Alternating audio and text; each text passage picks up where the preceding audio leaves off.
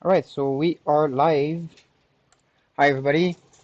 So it's been a long time. I did the stream by myself. We had our talented technicians, Carl and Hamad, that did some of the last streams.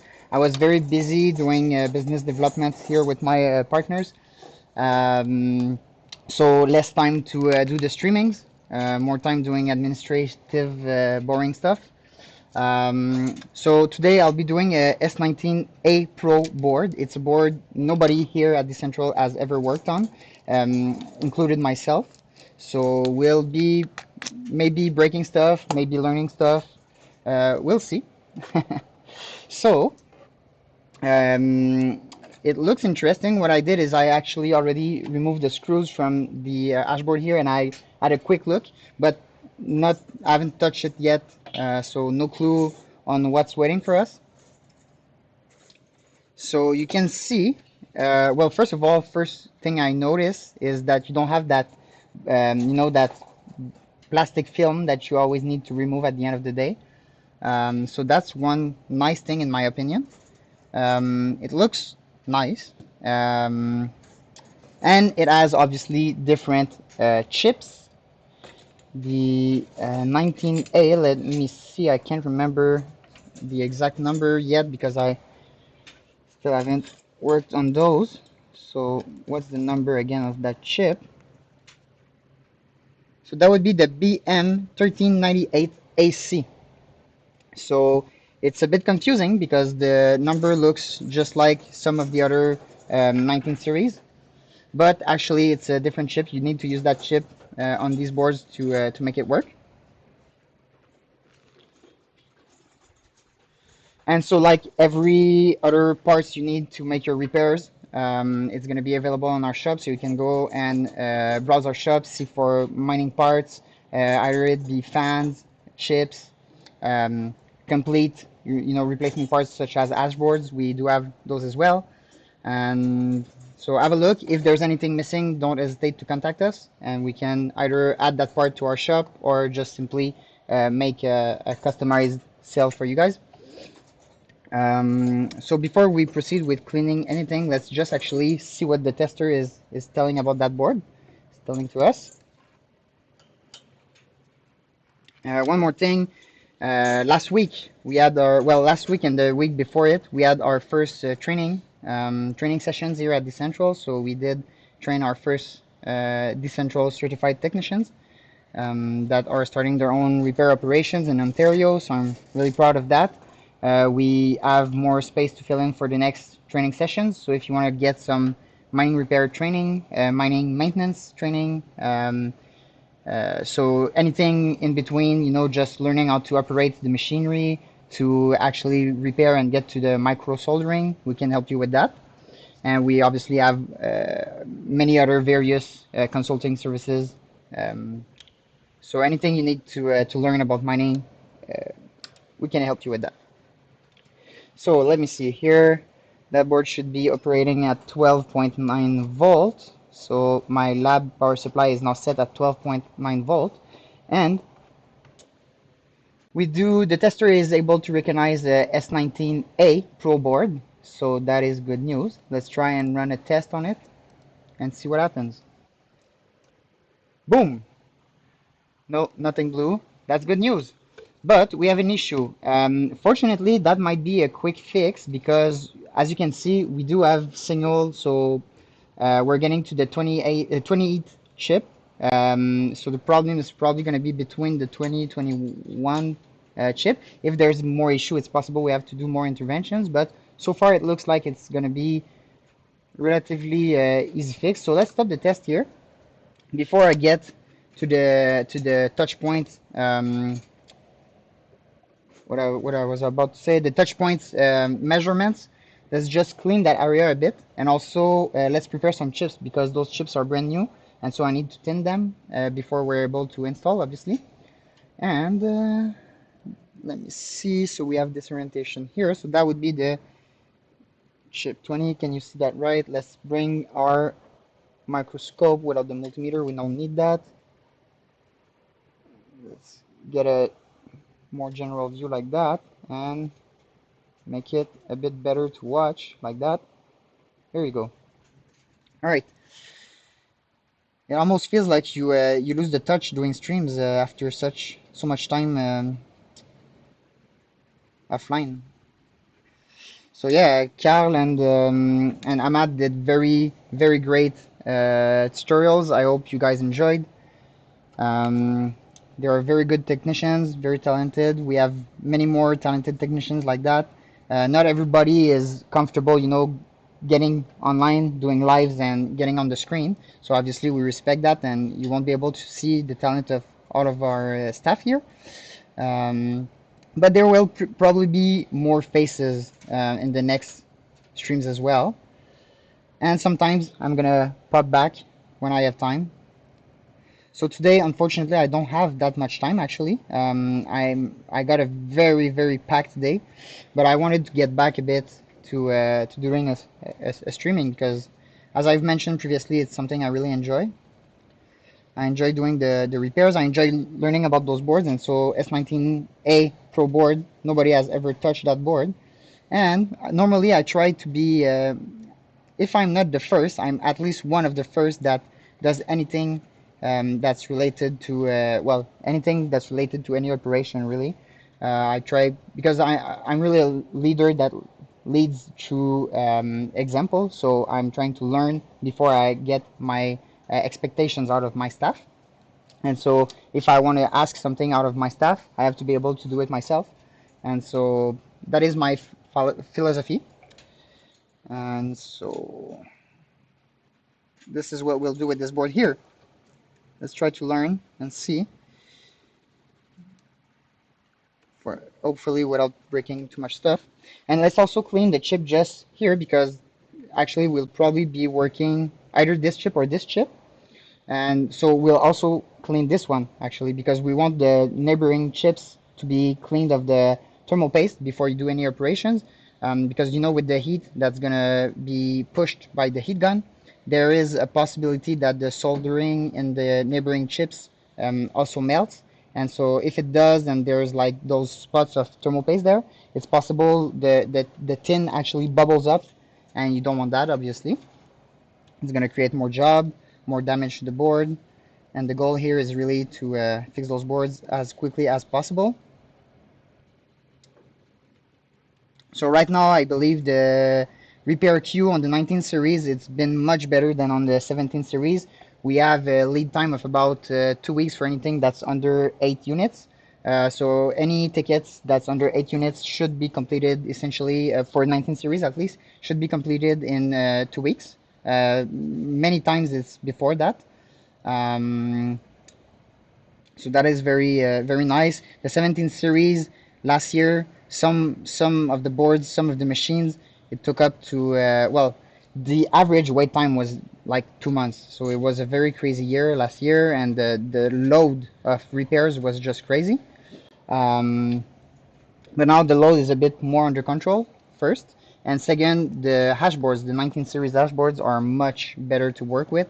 And so we don't get as many issues that we get with, for example, the S17 Plus.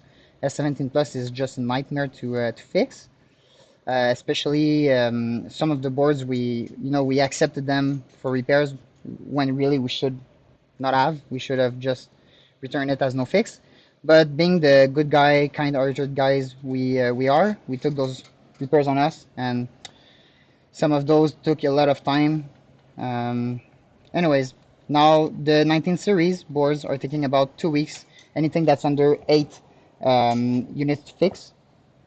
Anything that's over 8 units, obviously, you do have to call us or write an email to our support team, and we'll be able to make an estimation and a quoting based on your volume. So, without further ado, let's start our testing. So, how should I orient that to make it intelligible? I guess like that. So, here we have our signal coming here to this first chip. And let me bring back the main screen there, just a sec. So the signal, yeah, so it's going like that, coming back. So it's a bit different than than the other 19 series, where the other 19 series, they're generally in blocks of three. And you have, for instance, you would have this tree here and it would go like that. Well, it's kind of a crossover between 17 series and 19 series, really, this board, because you get those huge lines there. Unfortunately, like there's no documentation that I'm aware of for S19a, S19a Pro. So really, we have to work a bit blindly on those boards right now. So I'm not too sure exactly how many chips are in a domain, what specs the domains are running at.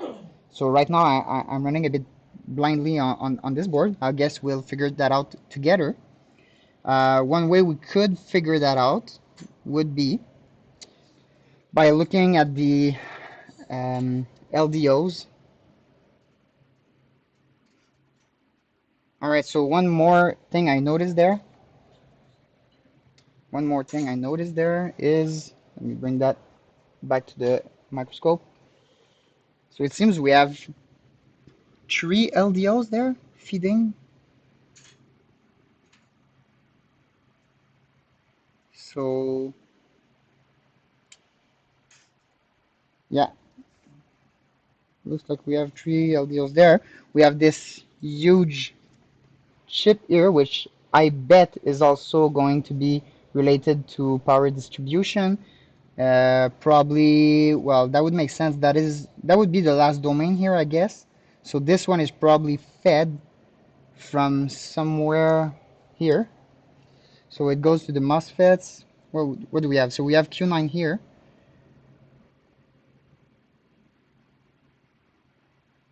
So we probably have some domains that are fed by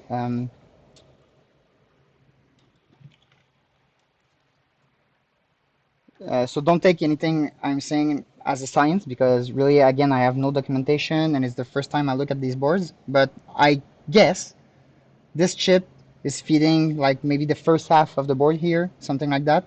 Then it goes through the MOSFETs there, and we have those chips here that's feeding probably the last domains. Maybe even this one is feeding like something like if we look based on the past experience, it's probably something like that that is fed by the first chip, and the maybe two or three last domains are fed by the other chip I showed. But again, I'm not too sure. I have still a lot of figuring out to do on that board. It's the first time I actually have a glance at it. One more thing I'm curious about is where are my temperature sensors?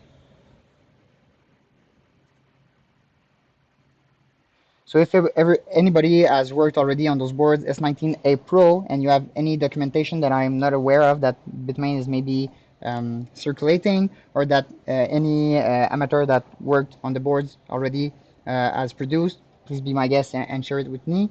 If you have any insights, again, do share on the chat. At the moment, I have to admit I'm a bit clueless about that board, but it doesn't scare me too much. Small, thank you for your comment. So we'll enjoy the stream. Please say hello. Let's say hello, but y'all busy. See you another time. All right. See you another time, Jean Simon. Thank you for passing by. Jean Simon is a local here, so sometimes he passes by the office, speak about mining. So sorry for missing you today. You can follow us on our stream, which I believe you are doing right now. All right, let's get back to it.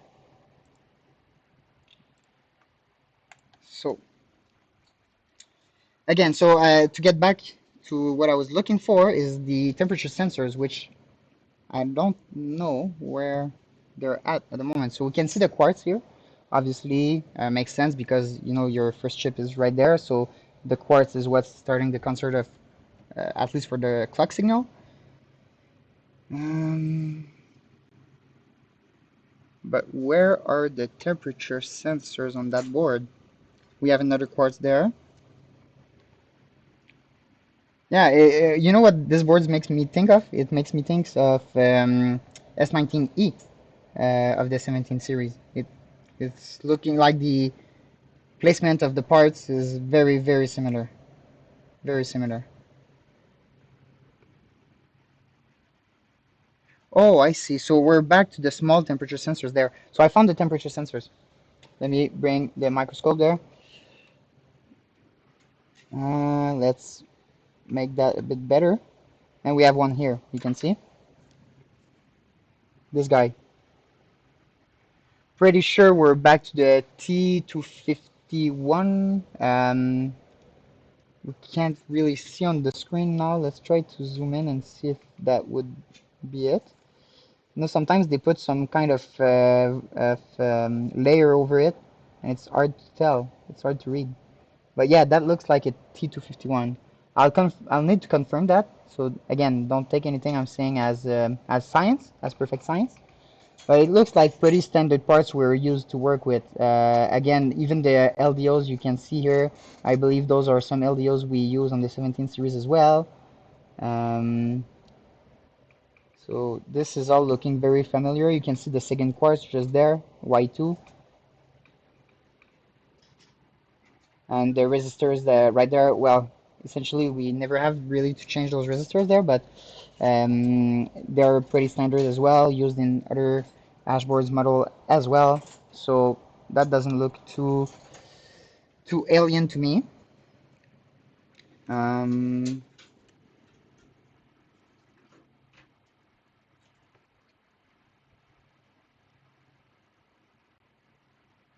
do we have more temperature sensors? So we found one here and one here. Probably some other temperature sensors hiding behind heat sinks. So my bet would be under the heat sinks right there. I would bet we'd have to remove the heat sinks and look. Um, since I don't have too much time today, it's probably not some figuring out I'll be doing on the stream. But we can assume there's going to be 4 temperature sensors, which is pretty much a standard. We can assume they're going to be lined on the same domain, which is pretty much a standard. And normally, when you can see those that are, under right there, normally you'll see them at the opposite side right there. Um, so yeah, all making sense so far. Let's remove the crap from there. And I guess let's get started. Oh, well, before we do that, let's try to have a diode test measurement because those are probably different on that board, and I have no clue what the diode values should be. So again, we're really learning to diagnose this board together. I have zero clue about any of the values of that board. So let's try and have a look. Let's bring the multimeter on screen. Yeah, that seems to. There is a bit of light reflecting on the multimeter, but I think you can read the values. So what we'll do is we'll just ground. We don't need to ground on a domain for that to work. For the diode test to work, we can just ground on any part of the hashboard normally, and we'll just go and measure our signals. So for instance, let's have a look at our clock of the first chip, and we can see 1250 essentially. So we have 1250 as a diode measurement for clock. CI. So if we give it time, we get near 1250 as well. So I believe that's gonna be what we should see most of the time. Here, obviously, our return signal, so our RO, which is our RO of that chip, or I of that chip. So the RX, with essentially O and I is just input output. So the RX right there, 420, 430, which we also see on the other 19 series. This one is not going to be 1250. It's more looking like 11, maybe 1150 and 1250. Okay, let's look at another chip and just confirm the measurements there. So 1250 for the clock, 1250 for CI, 420 essentially for the RX, 1150 for the NST, and 1250 for the BIBO. So, all right. What else? What else? What else? Well, you know what? Get some. Let's get some of the values there.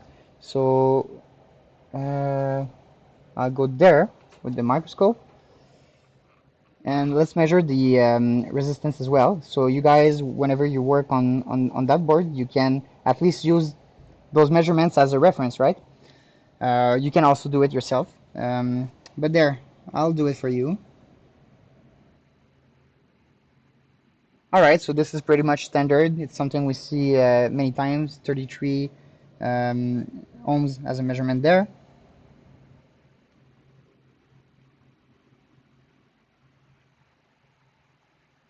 33, 33.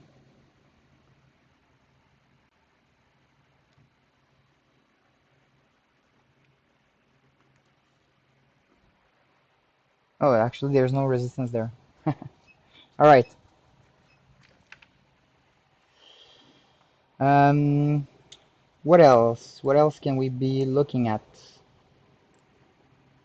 So if there's anything you want me to look and clarify for you during the stream, please do let me know in the chat so we can have a look and maybe clarify some values for of that board that you want to look at. That being said, let's get started with the repair, I guess. So let's bring that up a bit like that, make the focus a bit better. There you go. So let's get started. So now we'll start injecting signal in the board. Oh, and we'll get to the chip tuning just after, because I actually forgot that part.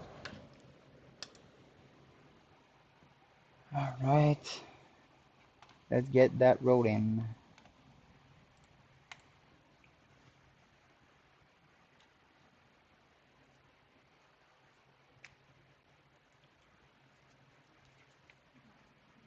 So if we go ahead and try to ground there on the chip, so clock is probably going to be standard like we usually do see on the well, at least the 17 series. The value is flickering a bit. I guess I can ground there. Does it make sense? No, I can't. So I guess I really have to ground myself on the top of the chip, but that makes it very hard to read. All right, so you know what? Let's try to make our troubleshooting with the diode values first of the chip 20 and 21, which really diode measurements on the 19 series seems to be working better than voltage measurements. Right there.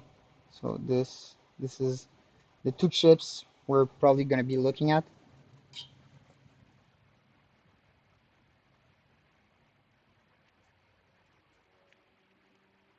All right. So in diode mode, you want to use your red probe to inject the voltage and make the measurement with your ground probe. So this is going like that. So that, just for the sake of it, let's measure here. So this is in value, value. See well, it's not too out of range, so let's keep it that way. But the RI we're looking at here is actually coming from that chip. Remember, because the signal is going the other way. So we can already see that it's a bit weaker than we would expect. So let's go and measure what's coming out of that chip here as far as resistance goes, right? So this, you have the multimeter, yeah. Let me bring the light so you can see a bit better, maybe.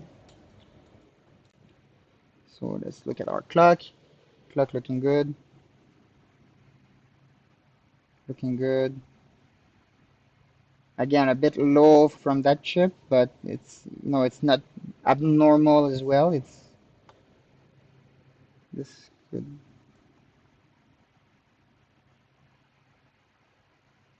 This one is weird.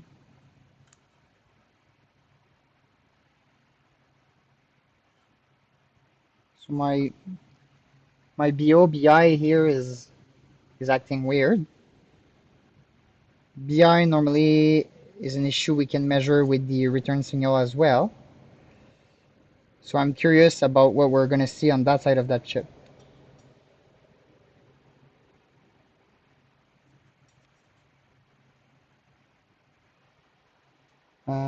Might form.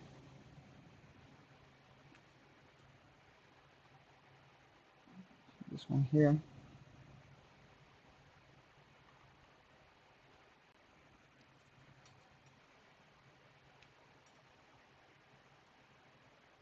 Yeah.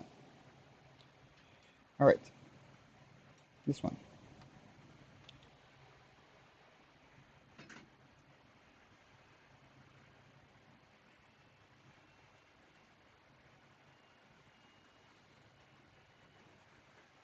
All right. So BI is good. BI is coming out of that chip. The signal is flowing that way. So it looks like our bad chip is this one.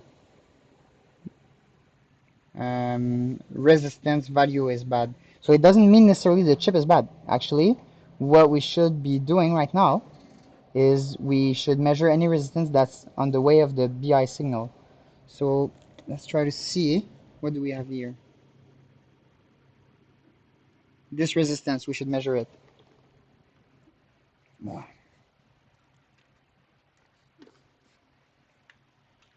So let's try and measure that resistance.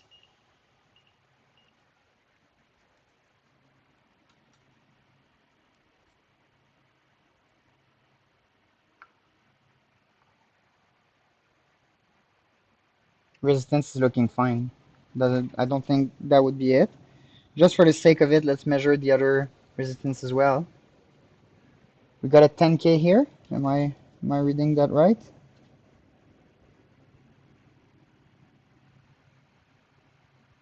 Yeah, it looks like we have a 10K here. Is that something normal?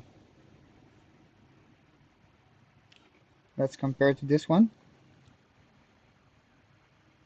Yeah, 10K looks like a normal reading for that resistance.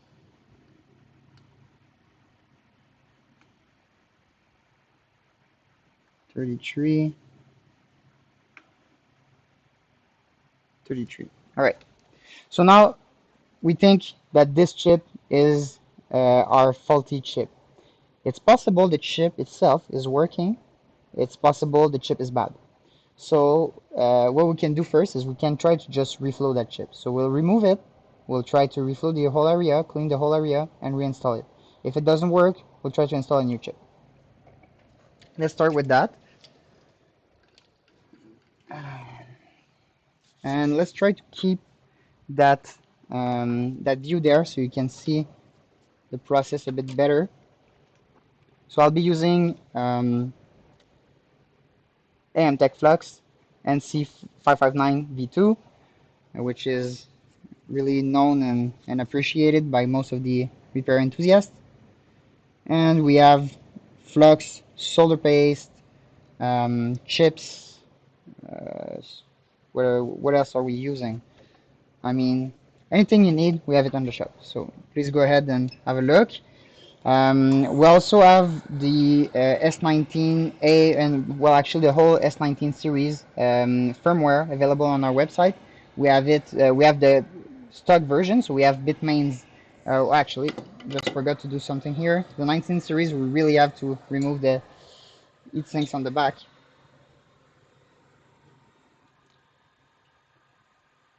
Let's do that first. And so yeah, to get back to it, I have put a firmware section in our download section.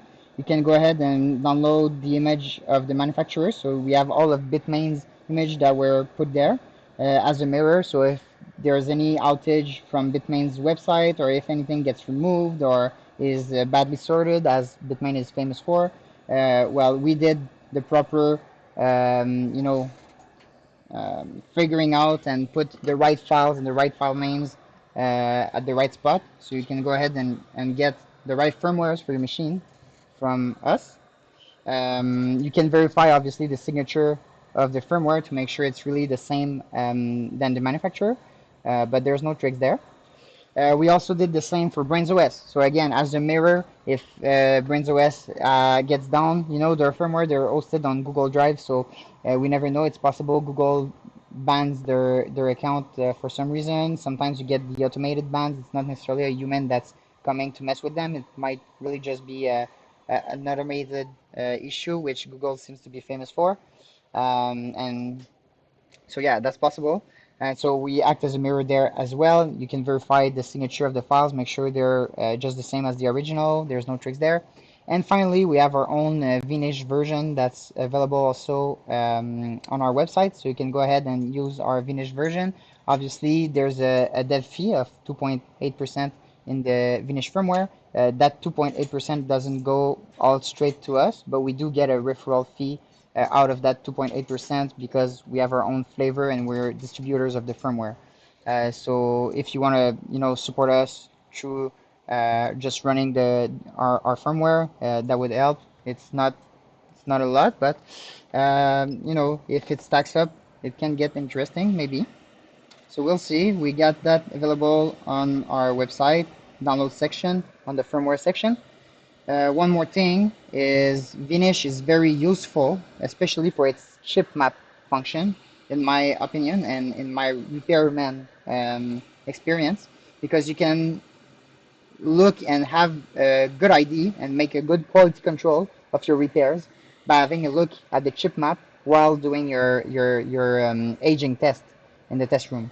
So when you do your boards, you fix your boards, you use our firmware, you go to the chip map and you have a look. It's going to be super clear. You're going to have some red chips, some yellow chips, and some green chips. Obviously, the goal here is to have the green chips. If you have a new red chip, probably you want to work that board again. So it's possible to overclock your firmware, not your firmware, oh, that's bad. It's possible to overclock your unit.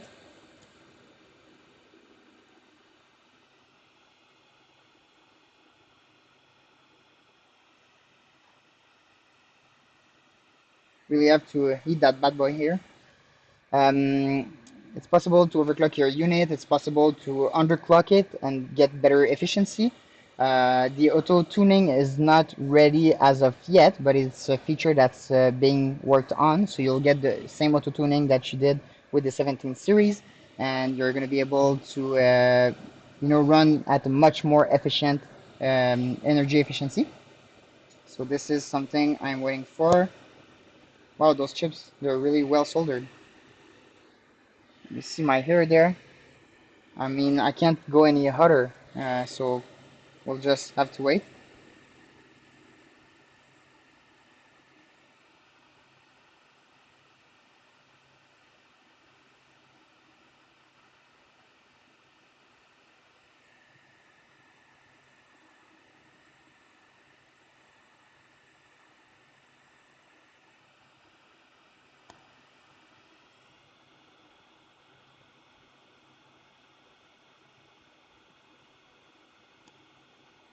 Oh, did I actually remove the right one? Yeah, that's my issue. Rookie mistake. Didn't remove the right heatsink, so no wonder it takes forever to remove the chip.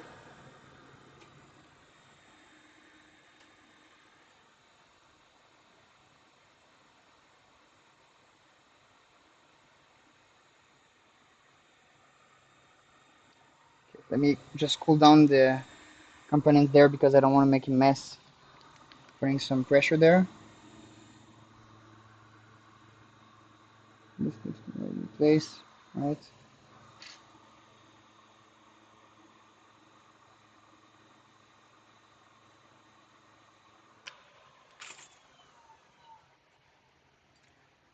All right. Let me remove the correct heatsink. That does help. It's a misattention mistake. And so now I'll probably have to change that chip because I might have created a bit of damage there.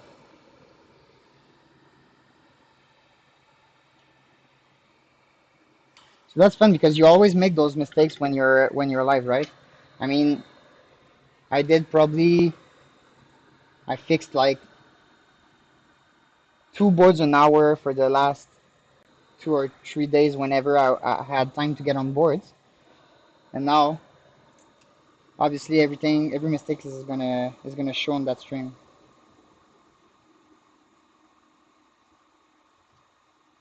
Well, it was different boards than this one. So this one again is the first time I'm working on. I'm learning to work on this one, but the mistakes are completely unrelated. All right, so let's get to it. Now we're gonna be able to remove that chip. Just for the sake of it, I guess we'll still try to reinstall it, reflow it, and see if the signal gets any better, because we want to see if the actual chip had any issues. I mean, those are pretty new boards, right? Um, the customers, it's a fun thing, I guess. But the customers, they don't want to go to Bitmain with that because they know they'll be waiting much longer than by going through us for the repairs. Again, our lead time on 19 series is 2 weeks for anything under 8 units. So any tickets you open to get your 19 series fixed and looked at is going to be just under 2 weeks.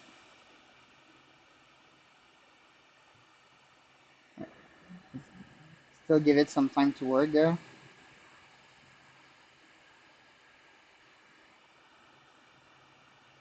We got it. Should have waited more before trying to remove that chip.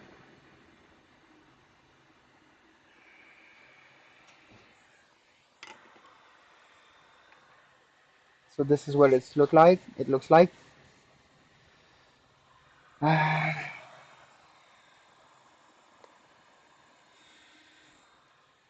Let's just cool it down a bit.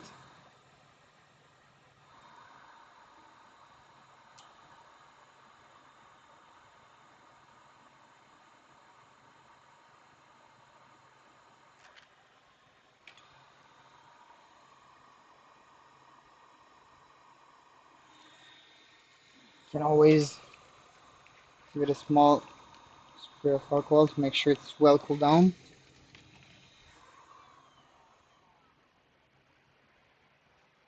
Bring that on screen.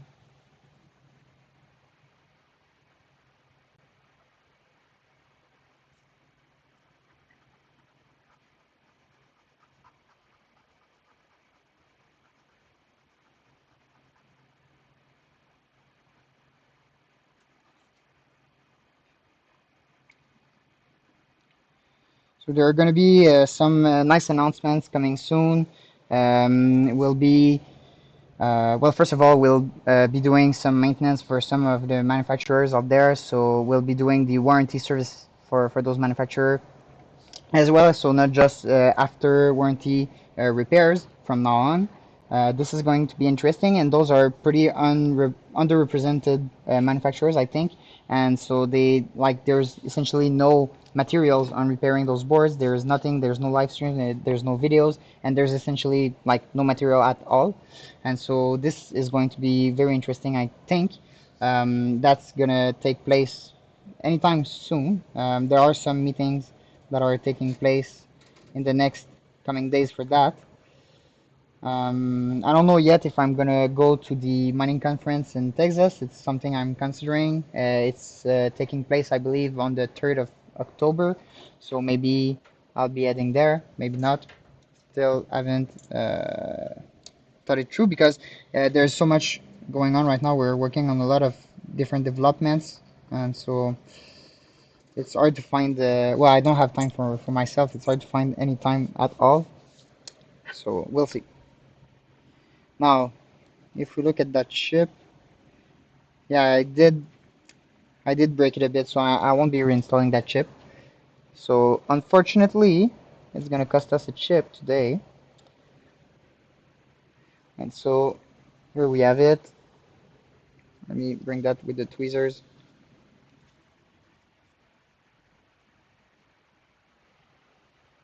New chip.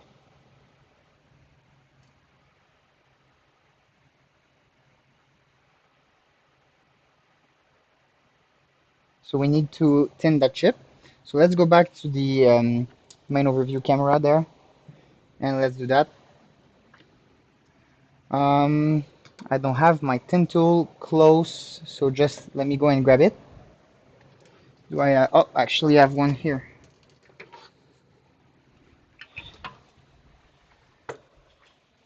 And while it's a bit clean, there is a bit of dust on it, so I'll just still give it a proper cleaning. You want your tools to be very clean when you work with.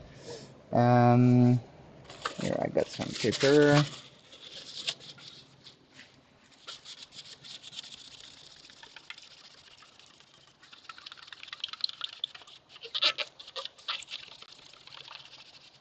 So just using isopropyl alcohol 99% here to clean my stencil. You can throw the stencils in the ultrasonic bins to clean them, but I think it's better to use the isopropyl alcohol there. So that's what I'm doing. And you try to keep it clean before and after using it, obviously.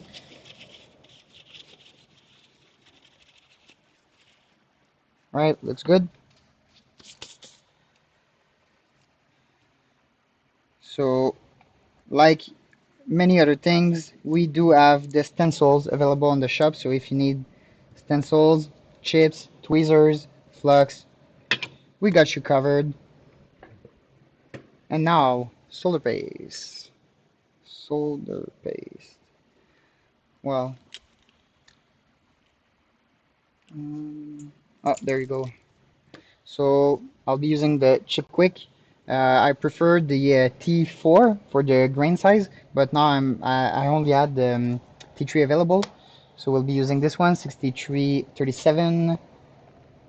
And one last thing I'm looking for is the spreader. Well, I have some spreaders there, but I need to clean those as well. So let's just do that.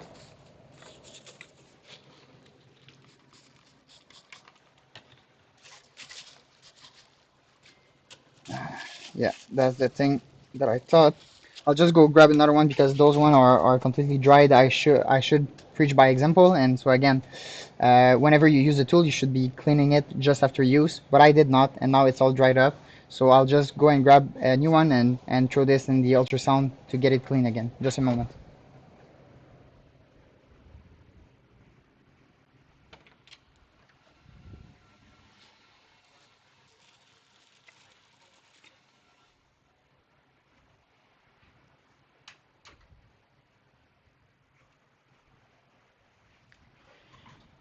Here we have it, a clean spread tool. All right, let's do this. Obviously, everything is dried up there. All right. And so really simple. We do have some of the tutorials on our YouTube channel that should, well, that will show you how to properly tin your chips.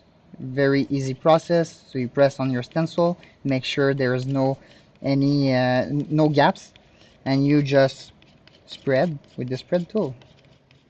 Pretty simple, pretty easy, straightforward.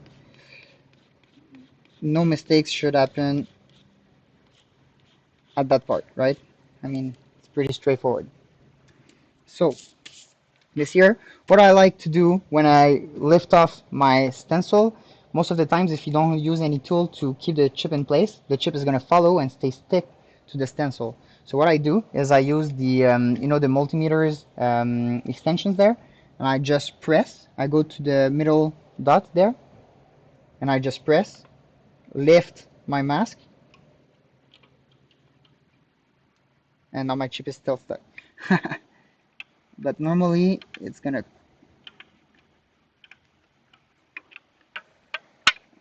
well, obviously this wants to make me lie because we're in a stream, so there you go. And now it does exactly what you don't want to. But it's alright, we'll take care of it. So just to show you, here. So it's alright, we're gonna be able to work with that.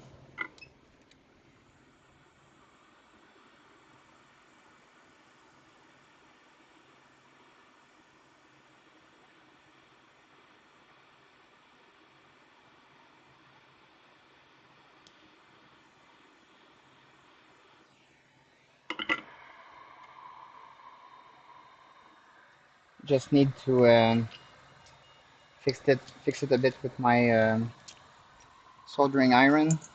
Make sure it's the chip legs are very good for me to use.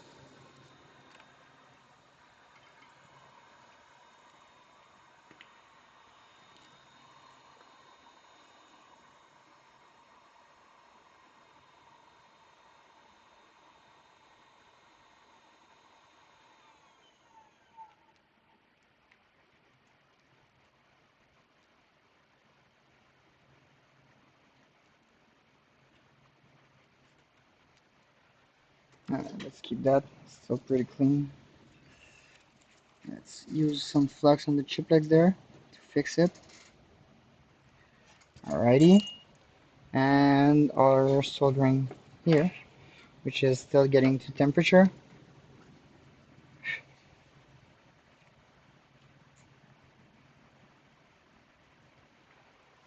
Let me show you the process maybe.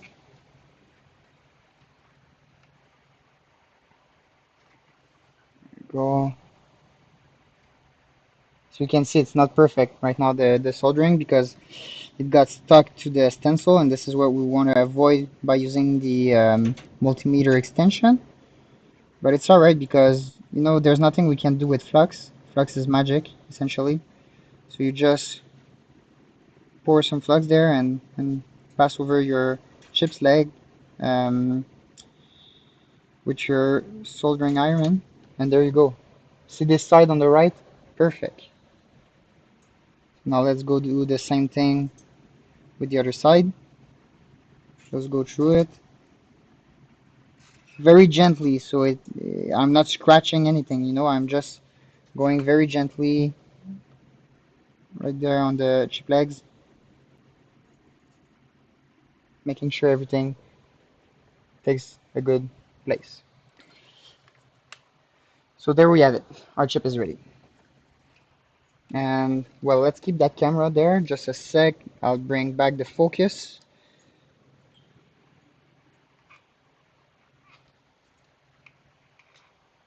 So I'm still looking to improve my setup for the streams. I know it's not perfect yet.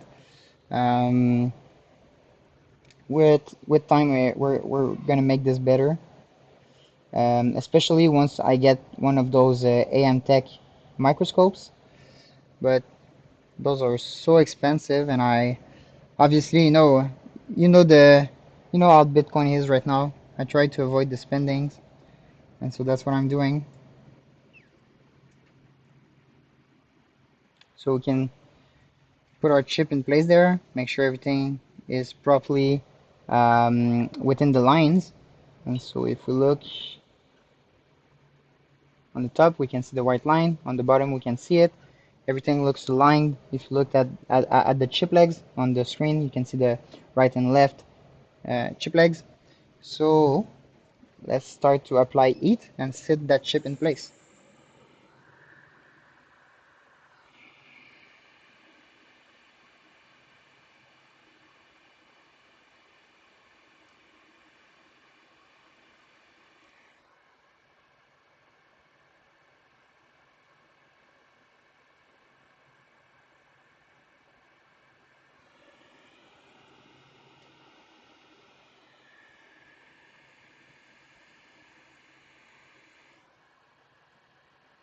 Looks like everything is perfectly aligned. You can put a, whoops.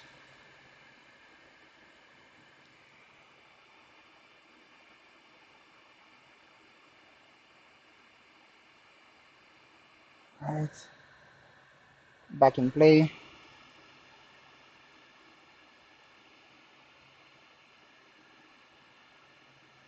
Can put a little bit pressure like that on top of the chip to make sure there's no flux stuck underneath the chip, and to make sure that the tensile strength is doing its job on the chip legs right there. And so we do have a little excess solder on the right, so we'll try to get rid of that. What I do normally is I'll keep my heat on the chip, prepare my soldering iron, And once it reaches temperature, I'll just go and grab that solder like that. You saw that? And so that's essentially it. Let's put a little pressure once more. Make sure everything is in place. Remove heat. And we'll investigate and make sure all our chip legs are properly connected. It looks like it. There's one that I have a bit of doubt, but we'll just have a second look and make sure. So let's try and see for that one here. Yeah, so there's still a bit of excess solder. So what I'll do is I'll just apply some flux, pass over with the iron. That should do it. That's it. Can apply very little flux for that operation, but really there's never too much flux. So, and it does wonders. So if in doubt, apply more flux. As simple as that.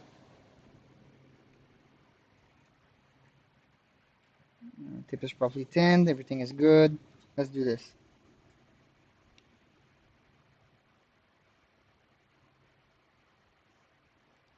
That's it. Just like that. Sorry you missed that. But there you go. There you have it. Now everything looks good. Connection looks perfect. Everything looks perfect, really. So let's shut down our iron there. Let's give it a little cleanup. Remove the excess flux. Maybe we'll just apply some here just before we go and work too much in that area because we want to make sure everything is set in place.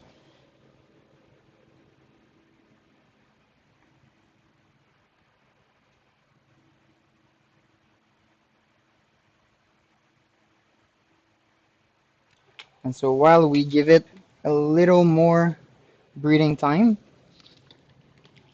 I'll have a quick look to see if we have any comments. So again, we're doing a S19a Pro stream. This is the first we've ever touched. There's no documentation that I'm aware of. I haven't seen no materials out there about S19a and S19a Pro. So maybe we're the first one doing repairs, at least on live or at least in video for that board. So we'll see if we messed something up.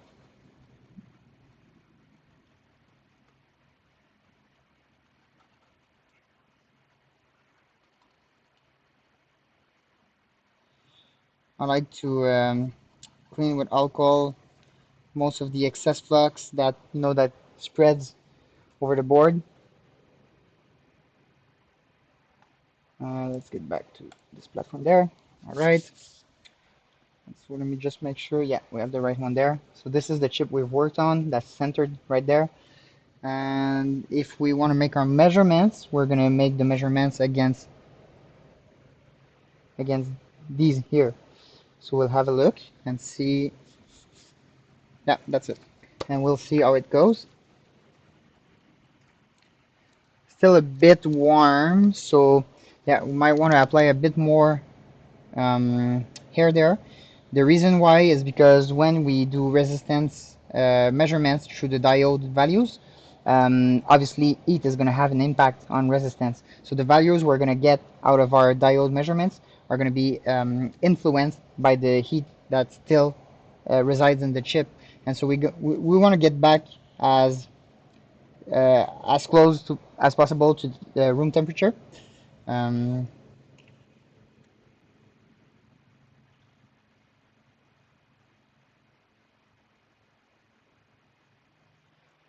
any suggestions you have for us to improve that stream, make it better, better tools? If there's anything we don't have on our shop that you need, anything you think we should be offering, please be my guest. Let us know in the comments.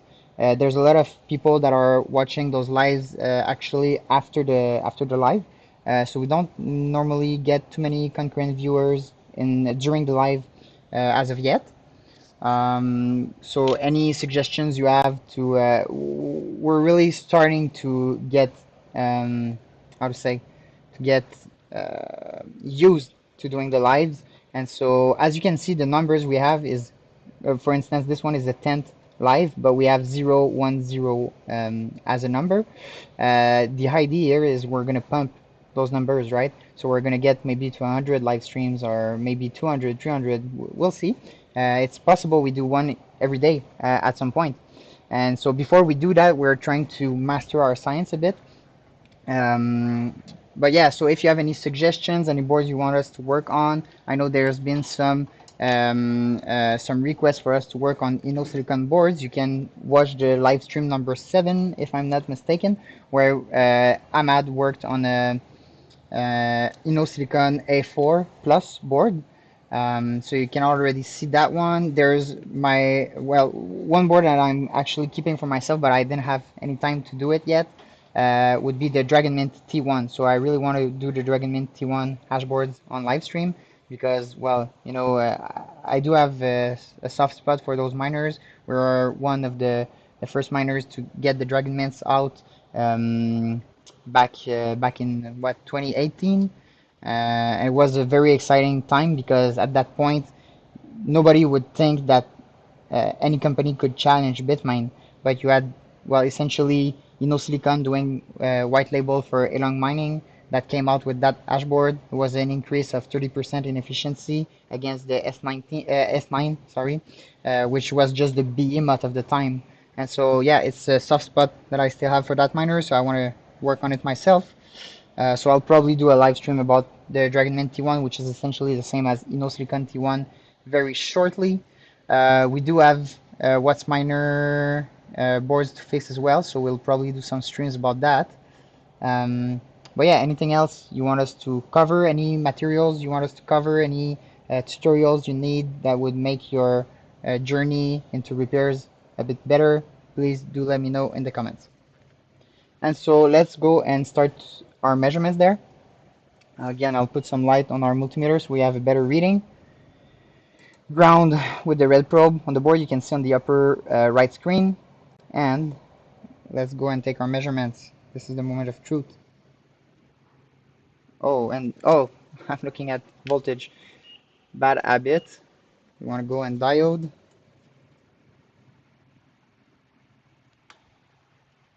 Wow, well, clock is pretty high though.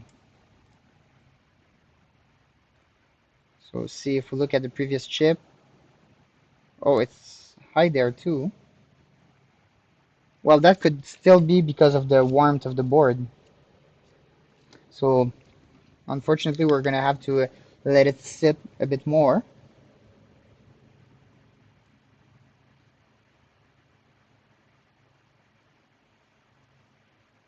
Because that chip we just installed is not gonna have any influence on the other chips. Obviously the heat we generated on that chip could be generating more changes to the neighboring chips, which is why we removed that thermal paste, if you remember. But it should not, if that chip is bad that we just installed, or if we did a bad installation, our diode measurement is not going to be influenced on the other chips that are neighbor to that chip.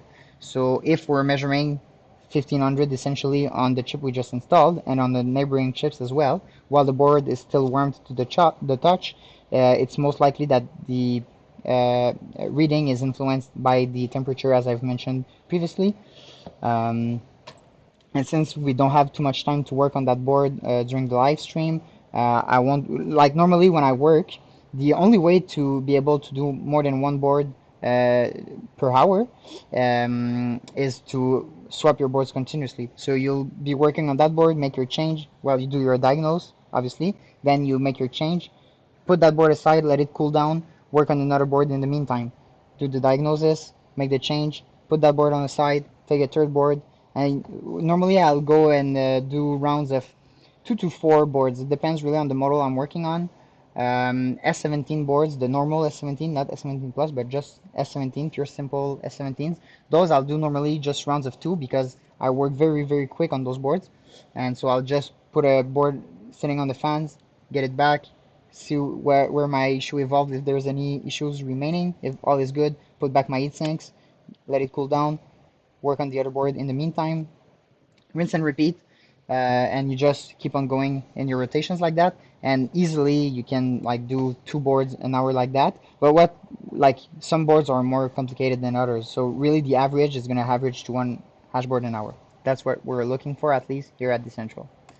And so this is how our technicians are able to give you repairs in less than 2 weeks for your 19 series. Let's get back to our measurements. It's much better for temperature now. So just for the sake of it, I'll measure the first chip there, and it's actually still high. Is that well seated?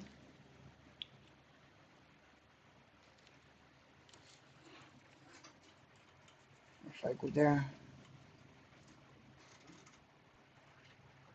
All right, makes more sense. Maybe my probe wasn't installed properly as well. So many things can influence the readings, obviously. And yes, yes. So now we're on the chip. We're measuring the chip we just installed, and you can see the reading is pretty much within range. So we're measuring the clock right now, 12:12.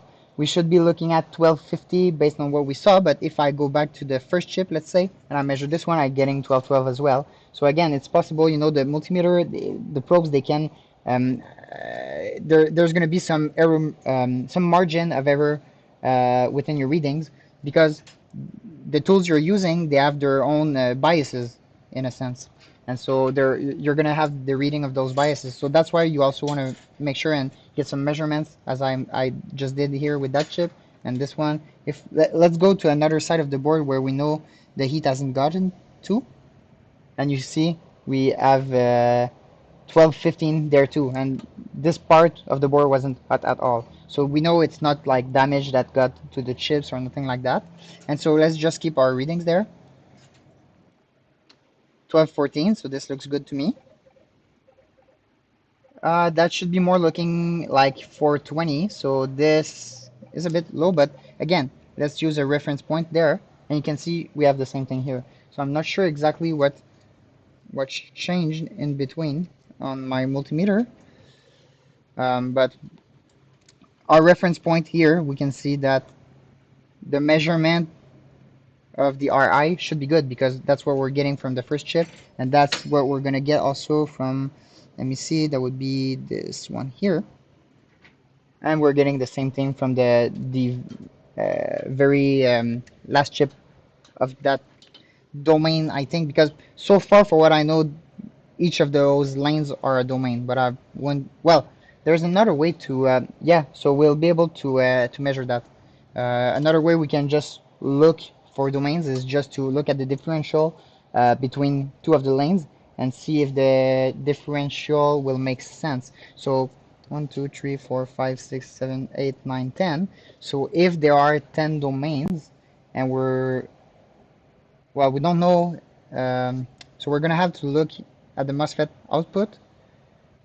That's gonna tell us what voltage is being fed to the board, and we're gonna be able to divide that by the number of domains we have, and it should tell us how much voltage should be sent to each of our domains. And if we measure that differential between two domains, we know that they're effectively two domains. So there are some ways to figure that out by ourselves without the documentation. Obviously, the documents make that much simpler to figure out. So let's keep on doing our readings there, because I keep on talking. There's a lot of stuff to talk about. So 11 on our RST. Let me just see here what we're getting. 11 as well, so this is looking good. And finally, our BO, which was the main issue we had to start with. And whoop, I don't think we should be getting any there. Yeah. So with our new chip, this one, it looks like we still have that issue. So what could be causing? So we measured our resistance. We know our resistance are good.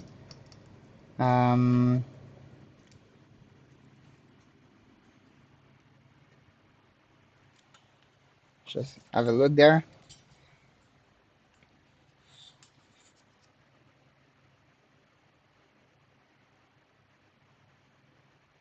So let's bring back the main overview, because I'm gonna need some space to work.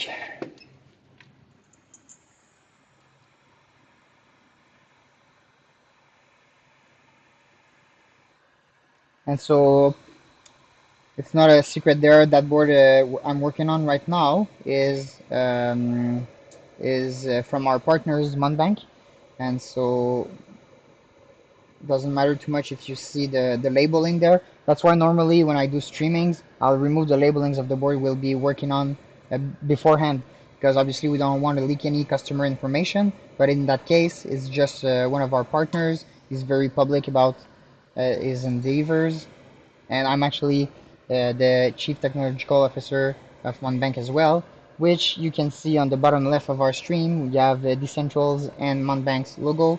So we're working with Monbank for the second location of our repair center, which is located in Fort Worth, Dallas, in Texas. So I went there, I trained some of the technicians. We also received some very good guidance from other trainers as well. Um, so the repair center in Texas is getting in place. I think right now we have six or seven repair technicians working there. We have the hosting center, obviously, which is taking a lot of room. Decentral just closed actually during mining disrupt 9 megawatt hosting contract for our Texas location. Our Texas location is being built in three phases. So we have phase one, which is 10 megawatts. We just closed the 9 megawatt out of that 10 megawatt during mining disrupt. The second phase is 35 megawatts. Um, this phase, well, we already have people interested in it, so we might already have the takers to full phase two. But if you want to get in queue and see if it's first come first serve at the end of the day. So if you're the first to make the deposit and the first to sign the contract, it's yours. And the third phase is going to be an additional. So it's something like 90 megawatts. I'm not sure anymore, but it's at a total of 135 megawatts for the building, and we're one of the fortunate companies that got accepted by ERCOT before they started, decreasing the allowance of mining, because just like in Quebec, at some point they got struck by a lot of demands, and so all those demands pouring in, they had to energy production doesn't it can't keep up with all the energy demand there, so they have to slow down a bit on the mining allocations. And while we're speaking about hosting, do know that in mid-September, so this is in essentially 8 days, Hydro-Quebec is going to be releasing the last 300 megawatts block that Régie de l'Énergie has forced them to distribute to miners after all those audiences since 2018. Decentral, we participated a lot in those audience. We had lawyers also representing, especially the smaller mining company, because we started from the bottom, so we started with actually with just one S9. That's how we started. We're not a very big public company that got funded with investors or VCs, nothing like that. And so we had to make our own way, to scale. And so we tried to represent that kind of entrepreneurs that we know a lot of entrepreneurs like that unfortunately they had to shut down their operations in 2018 because the moratorium essentially killed their project, and we got very near debt ourselves as well in 2018. And so yeah, anyways, that last 300 megawatts is going to be distributed in mid-September. So any Quebecers that are watching right now, do give us a call if you want to get some spots. We do have some spots in Quebec available. We have anything in between 1 megawatt to 50 megawatt buildings that are in our site. And so if you want to grab it, it's something we can help you with.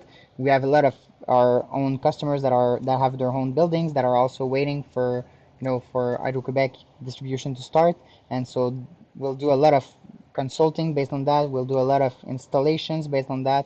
It's new repair customers that will get new repair contracts. So for us, obviously, it's a moment we've been waiting for a long while now. Anyways, let's get back to that board. And so what I wanted to see, oh, well, while we're at it, we're still on discovery right now, right? So there we have it. We have another temperature sensor here, just as I suspected, in line with that one here at the very extremity, the other end of the hashboard. And so exactly as we would expect. And let me see if I can get a better reading of that chip. No, it's not T251. It looks like T25 actually. So this is another IC. It looks like another IC for temperature sensors, but they look just the same. Maybe it's just a revision of the previous one. I'll have to go and look at the data sheets of that very temperature sensor, but we'll do that sometime later. And so what I want to see is if there's anything in the way. So we can see the capacitors there. I want to see what they're connecting to on the back. And they're connecting to the temperature sensor, pardon me, and some resistance as well. We can try to get a measurement out of those. Again, we're a bit blind there because we never worked on that board. There's nobody out there that worked on those boards, for what I know. There's no documentation that I'm aware of. So really, we're trying and we're figuring out together in this stream. Oh, let's remove the diode and just go to the resistance measurements there.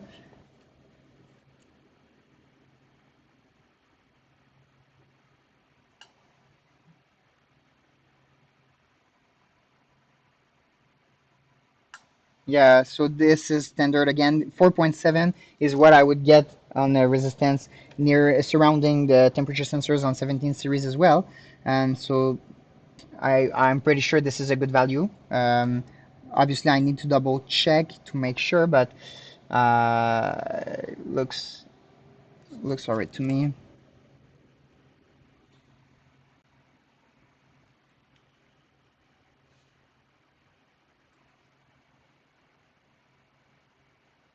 This one 3.6, I'm not sure. 3.6. Let's try to see against this one here.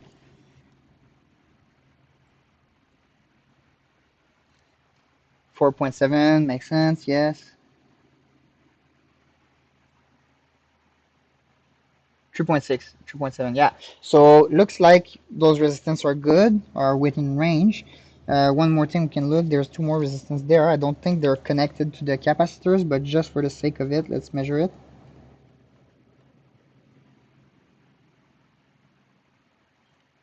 99. So this one I'm unsure about. 99 as well. Okay. If I look here, I have the equivalent, but I'll need another probe extension to be able to measure it without removing the heat sinks. I know I have some. I know I have one at least lying around. Let me just try to find it.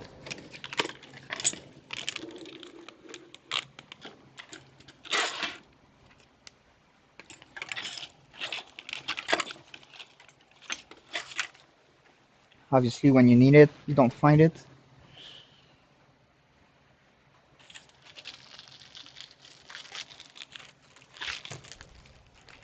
So we'll just grab a new one. Oops. All right. Move that here.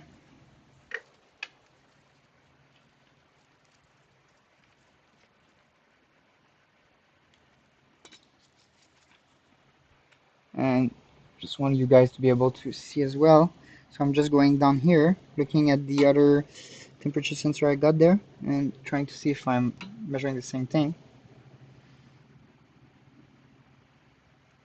105, it's close enough, and I don't have a lot of room to make my measurements, so it's possible I'm not exactly on it. Yeah, one. All right, so this is looking good. So this part here, we ruled out essentially anything that's connected to the temperature sensors, and so those capacitors right there, they're pretty much ruled out as well. The capacitors themselves could be an issue, but I truly don't believe so. And so our BO out of that chip that we just changed, so we got a new chip, is still off. What could be the cause there? So this resistance, I don't remember if we did measure it before. Let's go ahead and have a look. It's not in its way, so I don't think it should be having an influence, but at this point you want to, it's not a board I know of, so I want to make some comparison. And yeah, this is looking good. Let me just follow my trace there. So this,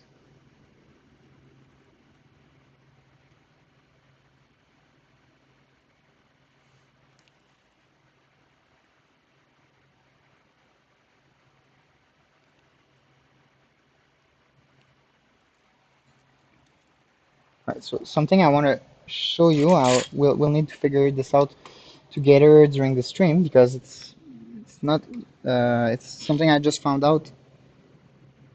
Uh,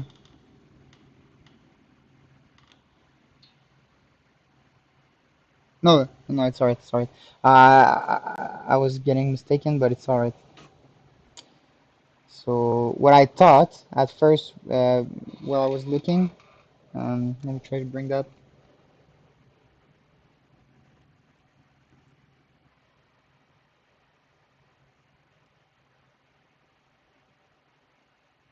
Right there.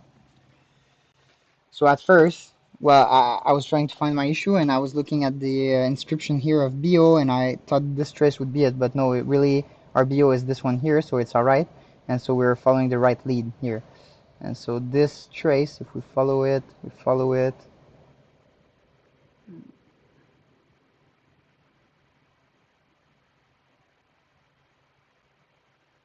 going there. So nothing in this way.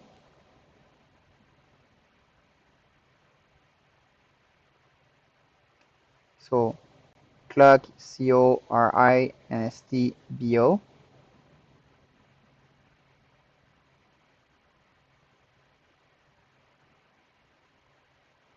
It's going through that resistance there.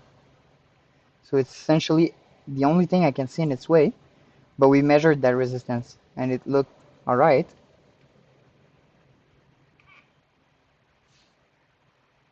So that leaves me in wonder. If you do have any hints on what I should be looking at, maybe I'm missing something, do let me know in the comments. Let's go see if we have any comments. No comments but John Small, which said hello at the beginning of the stream. So our resistance is good. Let's measure the resistance again. You know, we never know. It could have given up. But 34 is very, very standard. And if we go and measure against, so this one is the out. So I want to look at this one here on the bottom chip, and I get 33 as well. Whoops. Let me bring back the multimeter and show you. So at the very end of the board, 33, it's on the multimeter. And if we look at this one here,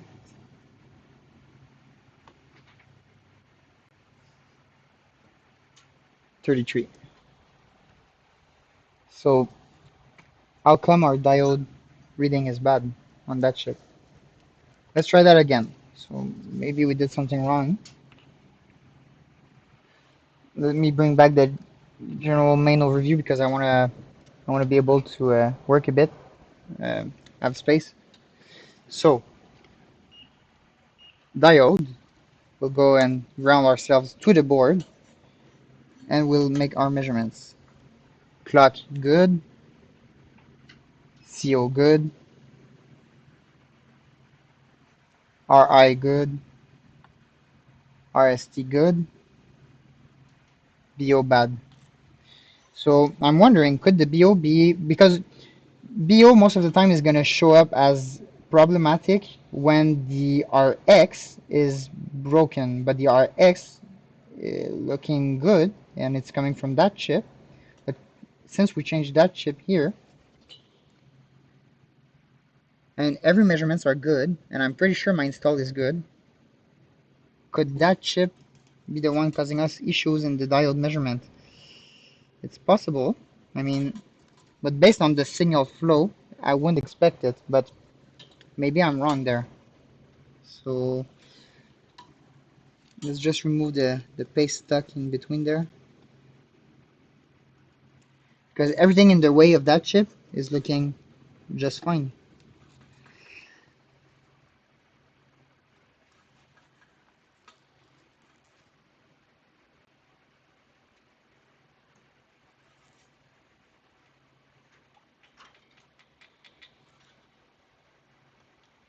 And I can't see any physical damage that would explain that kind of issue. We've measured all the area here, so let me just bring one last zoom on the area I was looking and inspecting just before. So this is the area, this is the temperature sensor you're seeing right there. So let me just show you. There's a temperature sensor there. I measured my resistance there. I'm really confident that my capacitors are good there. Um, we can always remove those and make a measurement, but it's in my experience, it's pretty much useless to do so. It's really, I don't expect the issue to be a capacitor right now. And so I guess we'll just remove that chip here because that's what I'm left with.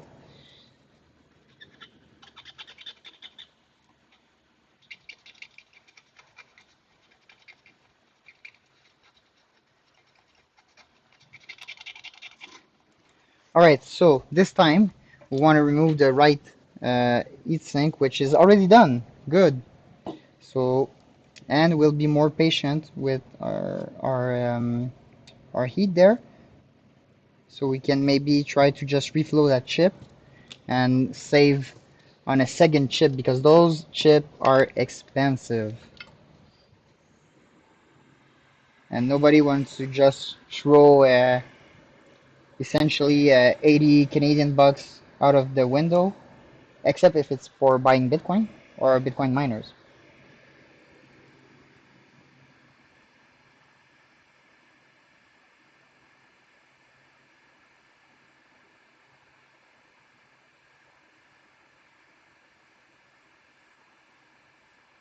And so if you're going through our catalog on our website, our shop, and our repairs, do note that all our pricings are listed in Canadian fiat. And so you're dumping Canadian fiat on our website. You're not dumping US fiat.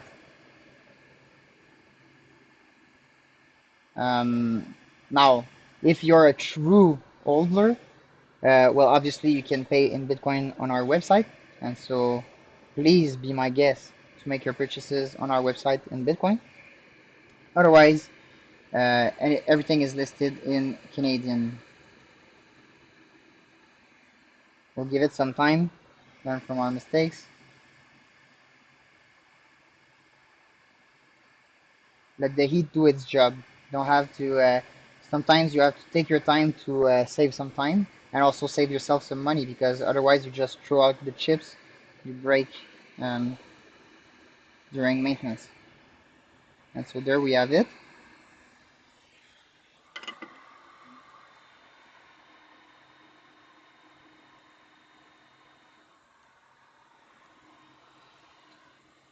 All right. Let's cool down that area a bit.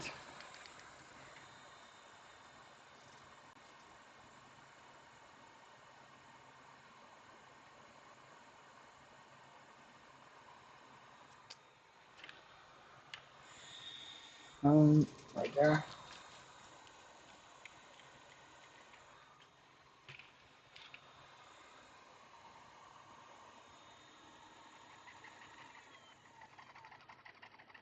I'll make that very, very clean. Perfect. And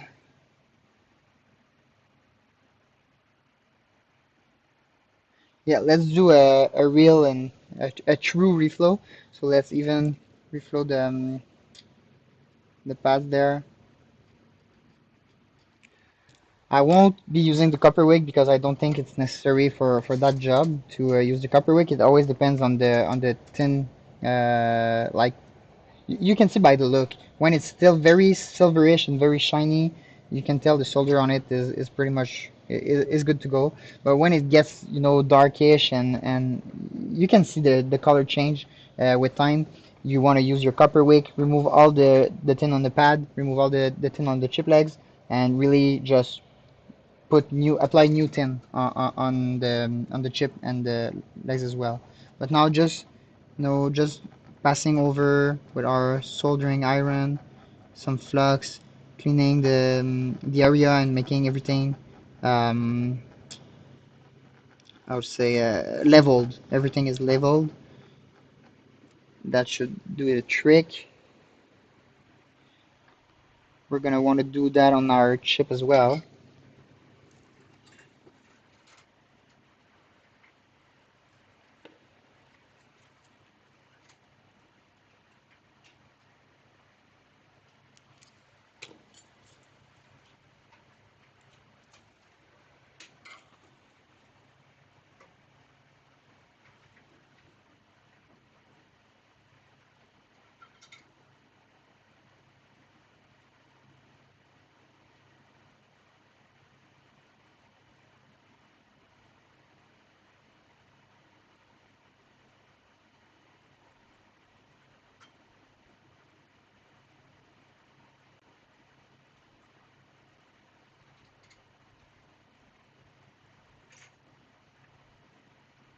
Alrighty, so let's try to install back and see what gives.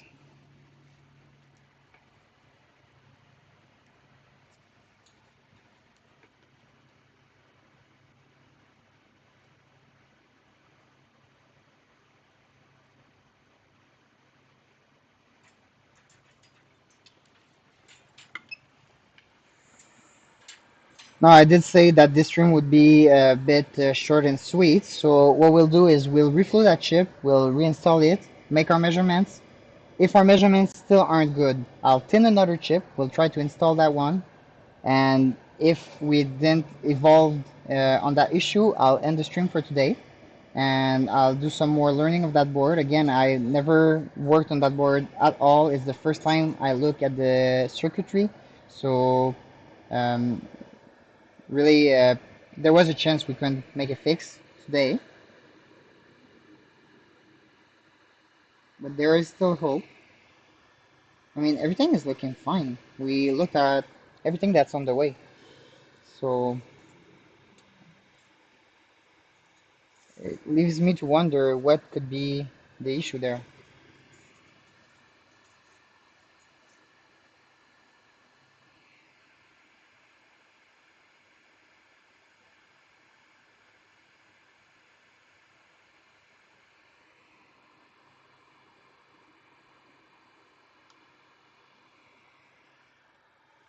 But just like any other boards, we'll conquer this one.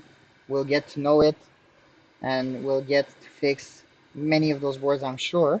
Um, I do believe that there's a customer in Montreal that a customer of ours that mentioned having um, some dozens of 19 series to fix, and so if we're any lucky, we'll get some different models in there. And so, well, we're pretty much good on the S19, S19 Pro, T19, S19J, S19J Pro. All of those boards we pretty much master and we have all the parts. S19A and A Pro will need still some time to get better on, but I'm pretty sure. And based on what I'm seeing, actually, S19A might be one of my favorite board just because it resembles so much the 17 series, and the 17 series is just permanently stored in my brain. You know, these boards I know them by heart now. Just by looking at a board, I can tell if there's a resistance missing because I saw so many thousands of those dashboards. I mean, just since last year, the 17 series we probably fixed. Well, we fixed over 10,000 of those units. So those are some of the machines we really know and we have really mastered. Silicon, we upgraded more than 1,000 of the A10 units, so those units we know very much as well. S9, L3, there are boards we pretty much know, um, pretty much master. DR5, there was some DR5 in the shop for repairs, and so we're good on DR5 as well.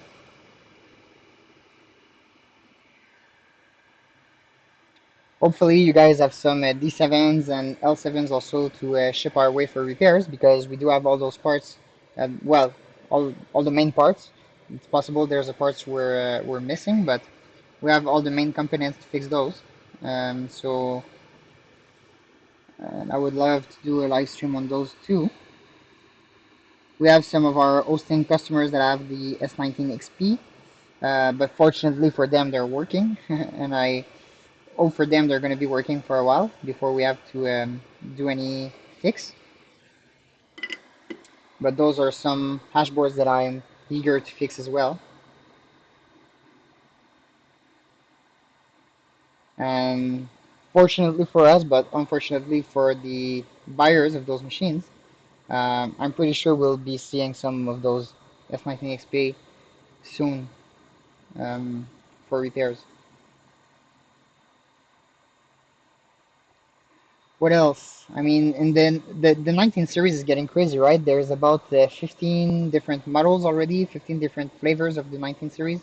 So I believe that's like S19, S19 Pro, T19, S19J, S19J Pro. I think there's even the S19J Pro A or something like that. It's crazy. There's the S1988, which is just a S19. It's just labeled S19, but it's really a different, completely different machine.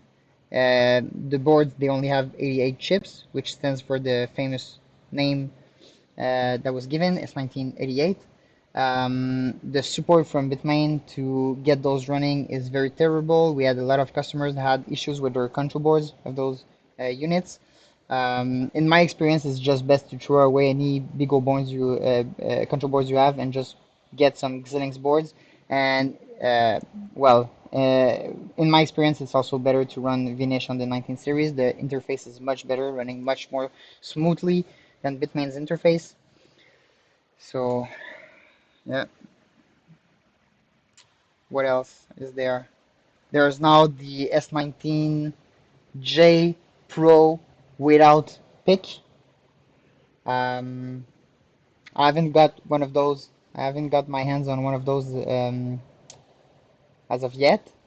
What else is there? We can see on the ARC tester, you can see they included a lot of different models. Oh yeah, so there's also the S19i, S19 Plus, S19AL, whatever this stands for. This is one I haven't seen so far as well. And so yeah, I'm very eager to get more of those 19 series into repairs.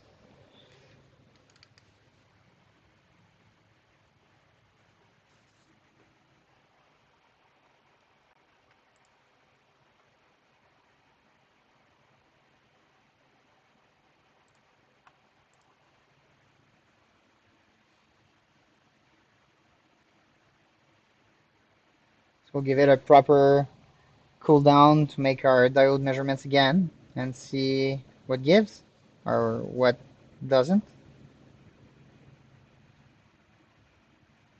Again, if you have any int, any ID, any whatever, what I could be missing, do let me know.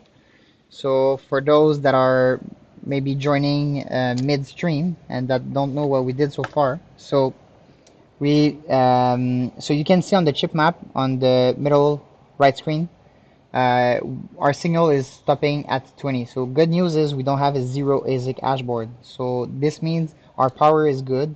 This means our first and last chip is good.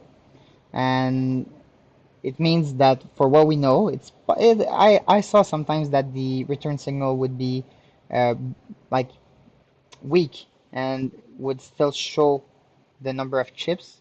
But for most part of it, when you have a chip count, your return signal is going to be good as well. And so this removes a lot of the issues that are possible on this board and makes it somewhat a easy fix. Now, what makes it a little bit less easy is that this hashboard, for what I know, there's no documentation. For what I know, there's no schematics, nothing. For what I know, nobody else has worked on that board as well so far, at least not that I'm aware of. And so this is the first dashboard. We're removing these things with you for the first time, and we're looking at the circuitry for the first time. I mean, essentially, we went around some of the basics. So our signal is flowing like that. So it looks a lot like the S19e if you worked a lot on the 17 series, the design wise at least, and you can see that the domains aren't like the three chips snake like that, like it is on most of the other S19 other 19 series so far. What we figured out also, well, and that's something I haven't voiced yet, but it's something that probably the more knowledgeable of you that are watching have figured out already, is that the temperature sensors are back in the chip circuit. So if you look at the 19 series, when you look at the S19 and S19 Pro, and I believe the T19 as well, the temperature sensors are their own circuit, which is speaking directly through the PIC. And so you like it's its own circuit, so there's different things to look at, and I personally preferred it that way because a lot of the temperature sensors issue when you have it on the 17 series, for instance, as an example, is it's unclear what's the exact issue, and most of the time it's actually a chip. But for most people, they're going to be looking at a temperature sensor issue, and so they'll be replacing those temperature sensors, and it won't do any good because that's just not the issue. And so bringing it back in the circuitry is something we'll see over time what it does.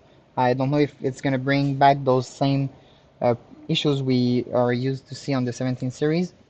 So what we figured out also is that the temperature sensors, they're essentially on the every of the four corners, so it's really similar to what we would see on the 17 series. They are T25, at least that's what is written on the silk screen of the chip.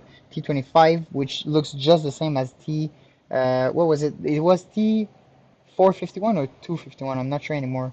I think it's T451. Anyways, so I'm wondering maybe that's just a revision of the same chip. I'll go and have a look at the data sheet of that chip after that stream later on. What we figured as well and what we did troubleshoot, so our signal was stopping at 20 here, right? And so our BI reading was off. So we wanted to do a chip reflow of that the 20 chip, but I did a rookie mistake at first, and I did like some damage on the chip, so I decided to just replace it. So I put a new chip there. My measurements are all good, but my BI is still off. Obviously, before changing that chip, we measured all of our resistance there. So we looked at, and let's go back and have a last look of it. And so we looked at those resistance there, and the values, again, they're very standard. They're looking just like they would on the 17 series or the other 19 series boards we're working on. The solderings are all looking fine. Solderings of the chip is looking fine. Installation is looking fine. Everything is within the guides. And so if we follow that trace, where I got this here, and so if we follow that trace, it's going through that resistance there, going this way, going to the touch point here where we can make our measurements, going here,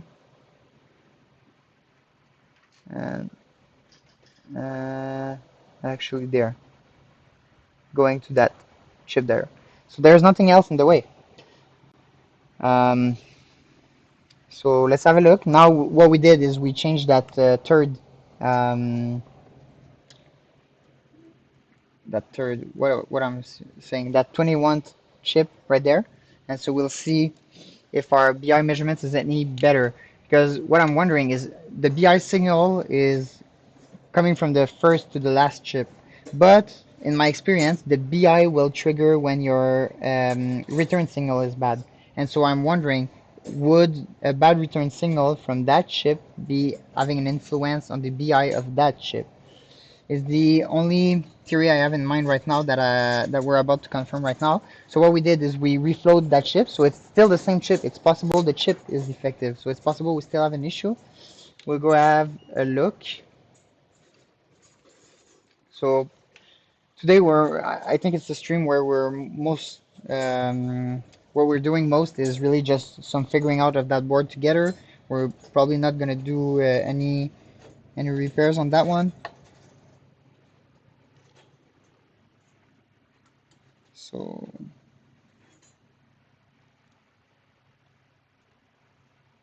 well, that's interesting. So so it's possible my theory is confirmed there. Because I don't have any BO measurements anymore, but I still have my clock measurement, and my clock is still on point. Actually, all my measurements are still on point, but for the BO, and the chip I changed is the third one here. So I think my theory, where the can it focus back? There you go. So I think my theory makes sense now. So let's go ahead and change that chip by a new chip. So my theory again was that this chip, BO being influenced by the return signal, I was wondering, could the maybe a bad return signal of that chip be having an influence of the on the BO of that chip? And it looks like that could be it. So let me know in the comments if you're watching, if I'm speaking any sense or no, but I think that might be it.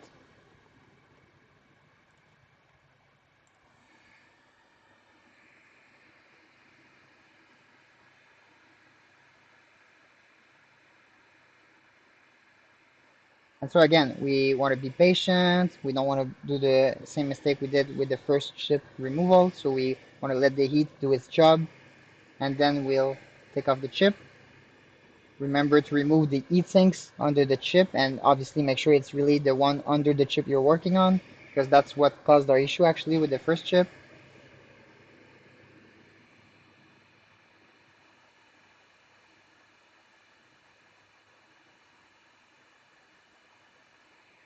And so when it's new boards like that, obviously you won't be making, well, sometimes yes, but most of the times you won't be getting one out of the first hour you put into a new board. The first 19 series we've worked on, well, we actually worked on some 19 series before the ones I'm thinking of, but some of the first like weird issues we had with the 19 series, which you also saw in the second stream on our channel, some of those issues it took us maybe, well, I'd say maybe 10 hours to figure out. But once it was figured out, obviously now we fix those boards and we just easily can do one an hour. So it's normal. You have to get good and start understanding your board, start putting everything in place. It helps when you do have the schematics. We don't have the schematics of that board. Again, I don't believe there are any out there. If you do have any schematics, watching live or no, please do let me know in the comments. And you can also just email it to us. You can go to our Discord channel and drop it in there. And also, you can obviously come to our Discord channel, to ask anything related to repairs, repair questions. We have a marketplace section in our Discord we're also working on, which is going to be some listings of customers that want to go to us for escrow services. What else? We obviously can help you with any questions related to hosting and maintenance of your own mining facility. Really, we've been doing consulting since 2017. We did the first consulting series we did with what was with Raymond Chabot Grant Thornton, RCGT, which is a big accounting firm here in Quebec. So we did a lot of reports back then. We did like 45 pagers for some very serious institutional uh, customers. Some of them are public companies today, and so we did a lot of stuff. Even though we're I'd say middle-sized miners. Um, we did get a lot just by our own labor. To me, our wealth is really our knowledge. And so that's what I'm working on. I'm working on being the most knowledgeable person about mining and what's involved in mining. And this is why I'm doing those live streams. You know, when they say to be better at something, you have to teach it. Well, it's essentially what I'm doing with you guys. I'm essentially taking those boards, tearing them apart and trying to figure it out by myself. And by doing so and by having to explain it, I get better and I understand stuff better. I understand mining better. I can be a better consultant. I can be a better operator because I have my own mining facility. I can be a better hoster because I have hosting customers. And so all of that is the reasons why we're doing those live streams and we're doing that education is because we're not only we're trying to give back to the community, but we're trying to better ourselves as well through that process. All right.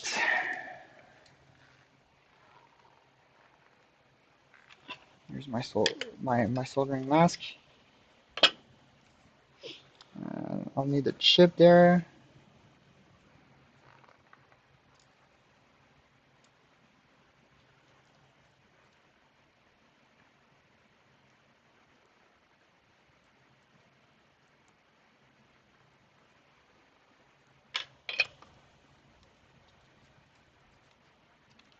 Put some pressure and just spread. Pretty straightforward. Again, if you make a mistake in that step, maybe micro soldering isn't for you. That should be pretty simple, pretty straightforward.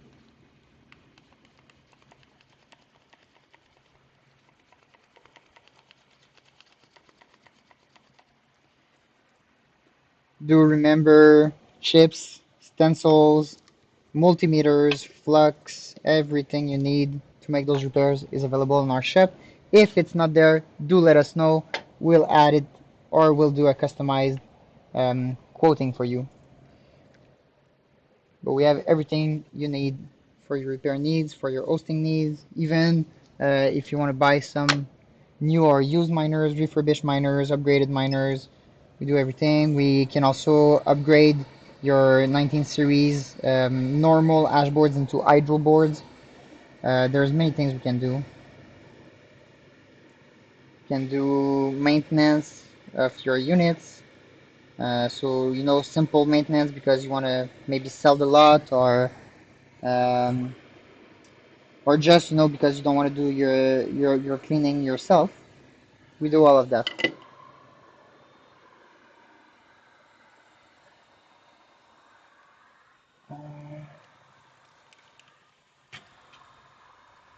So for some reason, well, I did mention at the beginning that I'm normally using T4 grain in my solder paste, and I'm stuck with T3 grain right now. And it's possible that the T3 grain is what's making it also a bit more, how to say, I'd say smooshy. I don't know if that makes any sense. But my soldering paste is not perfect, so again, I'll just go over my chip legs with my soldering iron to make them better.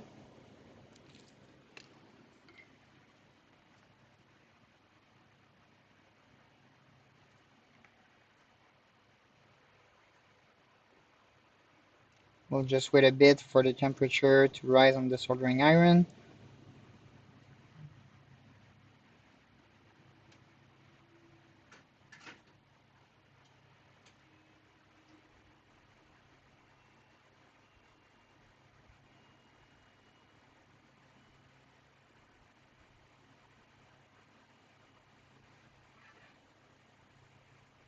And so I'm just gently going over the chip legs until I get the desired blobs on the legs. and the desired level. So I want everything to be leveled. So when I make my install, there won't be any like blobs forming, or at least not a nothing we can't manage.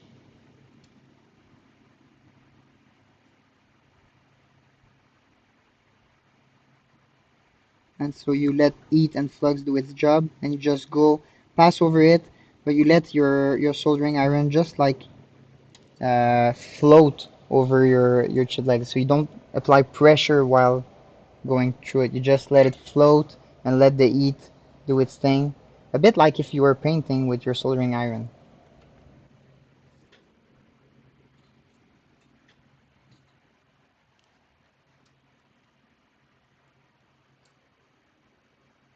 And we want to get everything aligned. Oh, let me just put some flux there beforehand.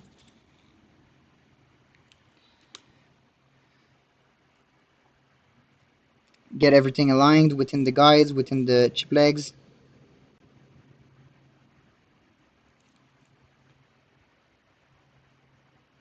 And so I'll bring back the microscope so you can see the soldering of that chip, because I think it's nice to see. So you can see your flux dripping all over the chip. That doesn't matter. Like, there's never too much flux. Let me just give me some operating room there.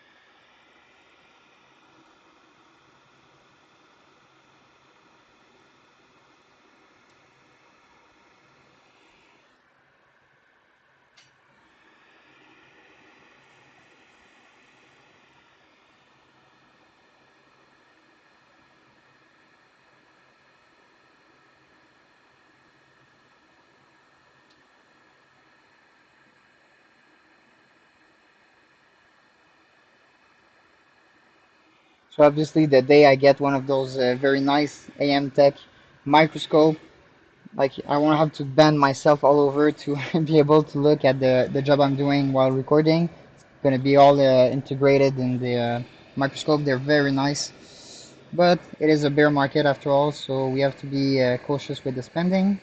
And so we do with what we have, and it works. But at some point, I will definitely get that microscope.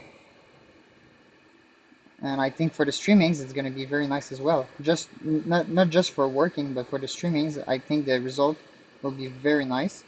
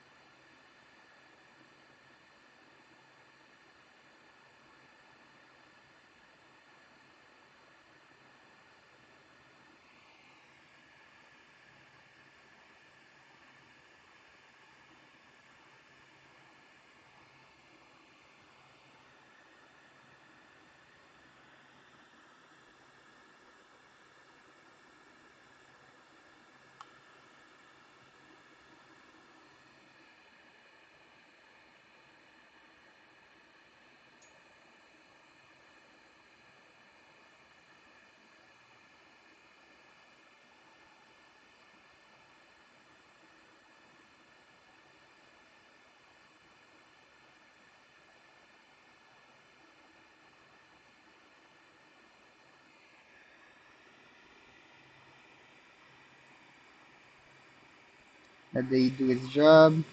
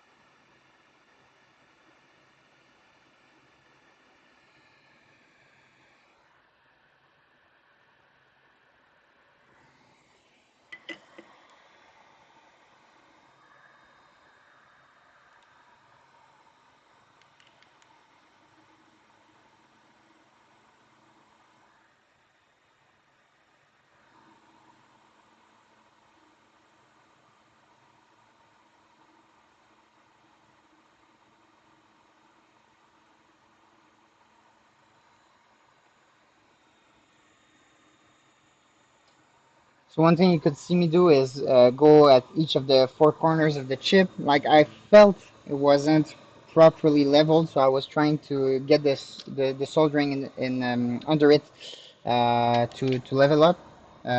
Hopefully it did. Let me just have a physical look there.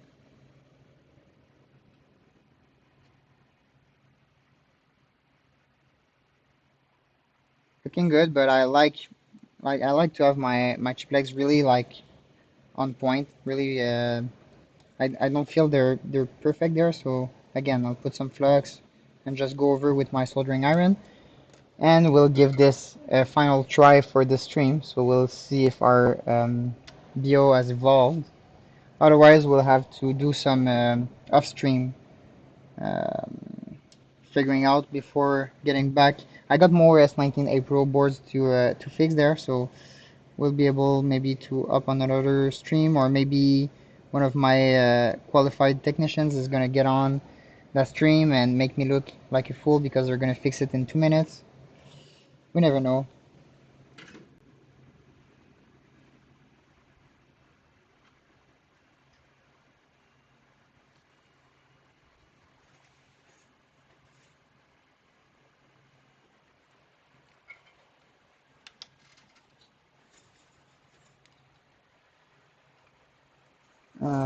Let me bring you back to that chip there, right there.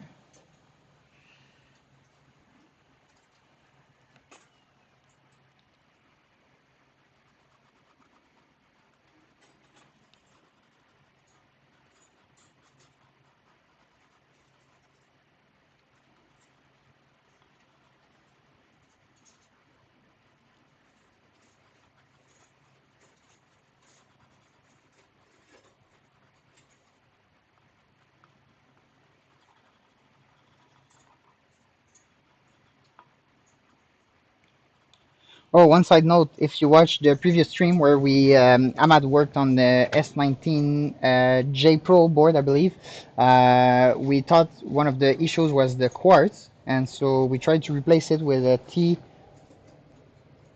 Oh, the quartz is the T250. And so we tried to change the quartz by the T250. It didn't work. We thought maybe the crystal wasn't working. It actually was another part. It was the U1, U2, U4, I think. That was the one of those three that was the issue, which are the small, very, very small crystals. Um, and so that was the issue on that board there. So it got figured out and fixed off stream, obviously. And so just wanted to let you have a small update on that because he did work his ass off in the stream, you know, and he tried to get those tree boards. Um,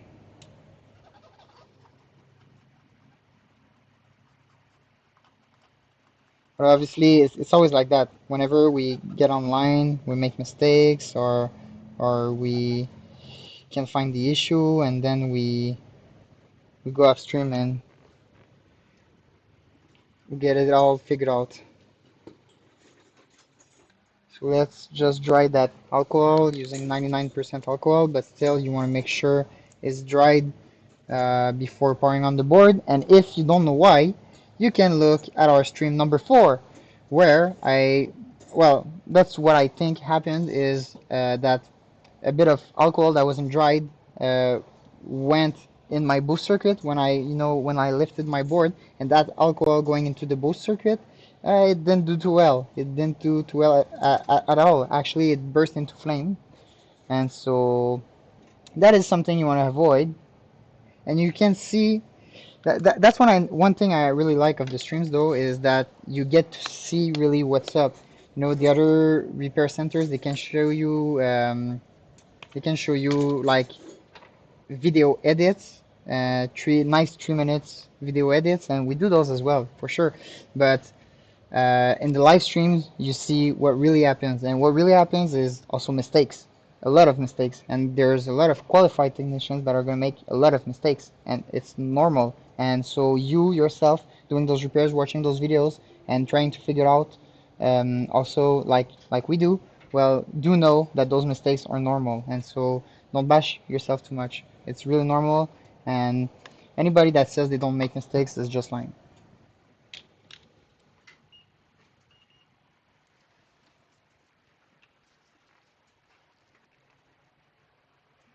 Still a bit hot. Can give it a bit more cooling and more drying at the same time.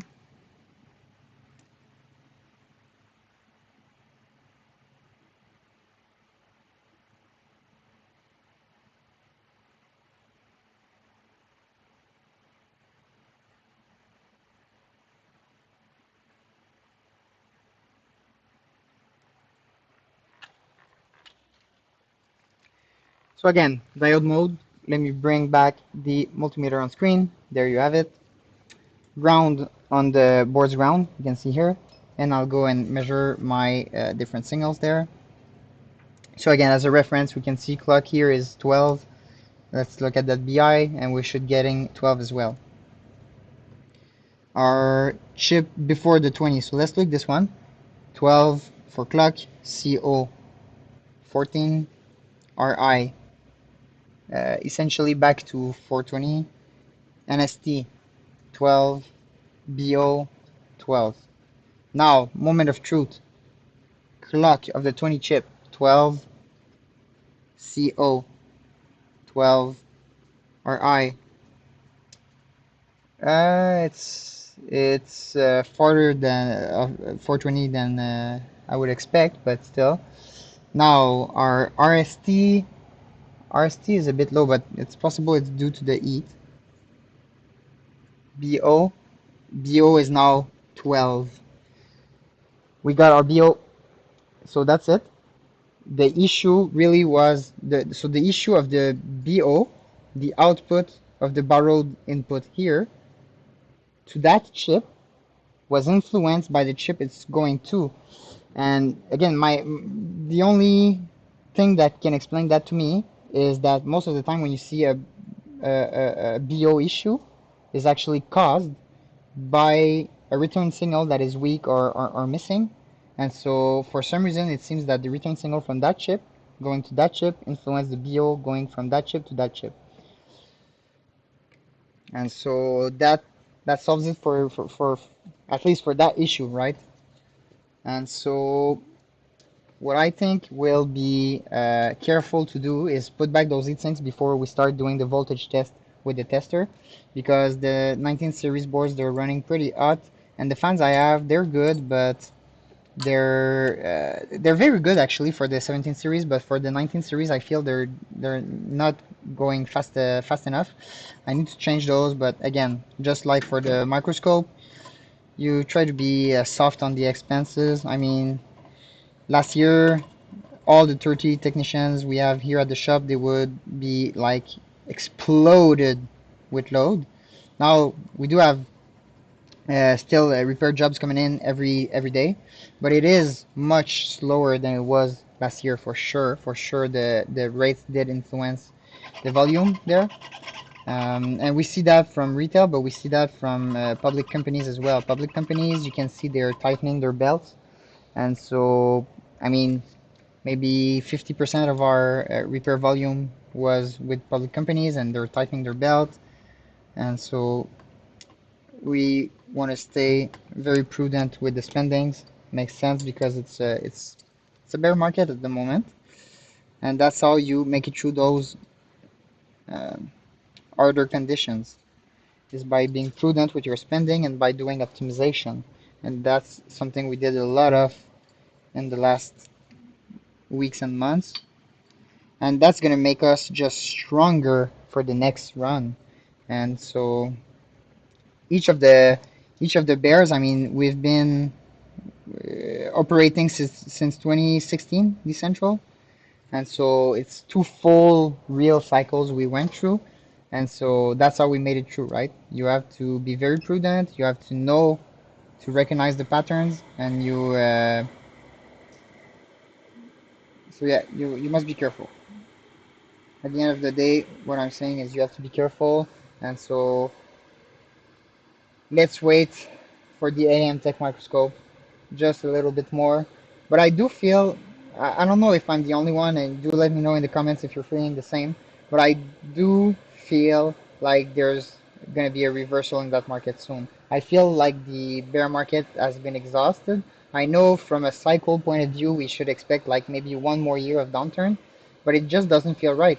I mean, with everything that's happening in the world right now, to me, it just doesn't make any sense. It doesn't feel right to have Bitcoin at, well, it doesn't make sense under 30K in my mind at the moment, Bitcoin. So we'll see what happens. But I can feel something in the air, and we've been getting more calls lately. There's a lot of business that's under development for hosting and repairs. Um, so I feel that something's moving.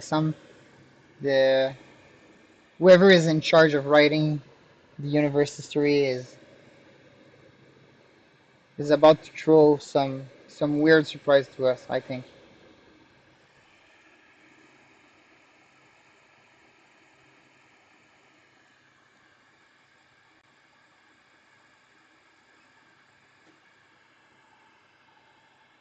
And at the end of the day, I don't necessarily believe in karma, but I do believe that you farm the energy you throw in the universe, right? And I think us and our team, we've been planting a lot of good energy and we've been taking care of our customers. I mean, we did make some mistakes with some of our customers as well, and we do our best to fix any mistake we do and to compensate for any mistake we do. And so when it did happen, and it's probably going to happen again in the future because we're humans after all and we all make mistakes. And so we're going to try to manage that with the kind heart we have and with the passion we have. And I think our customers, and I know most of our customers because they tell us they feel that. They feel our passion, they feel our dedication, they feel how we want to take care of them. And so that's why they keep on coming back, right? That is good business. If my customer wins, I win. My staff wins, everybody wins, and that is just how I see business. I want everybody to be happy. I want everybody to win, and so far it's been doing great for me. We've been doing this since 2016, and we're still there. And there's a lot of companies that already went under. There's a lot of public companies that went under. There's a lot of much better capitalized companies than us that went under, and we're just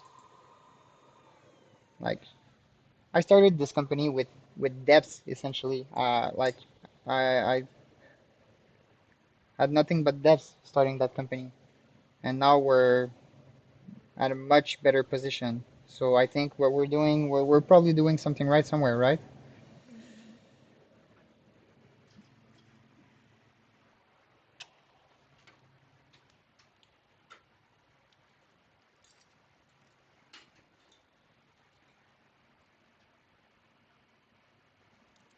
And so that's one more thing that I like of those live streams is it's easy for me to to give you some stories of the roadmap, the road actually that we had to go through.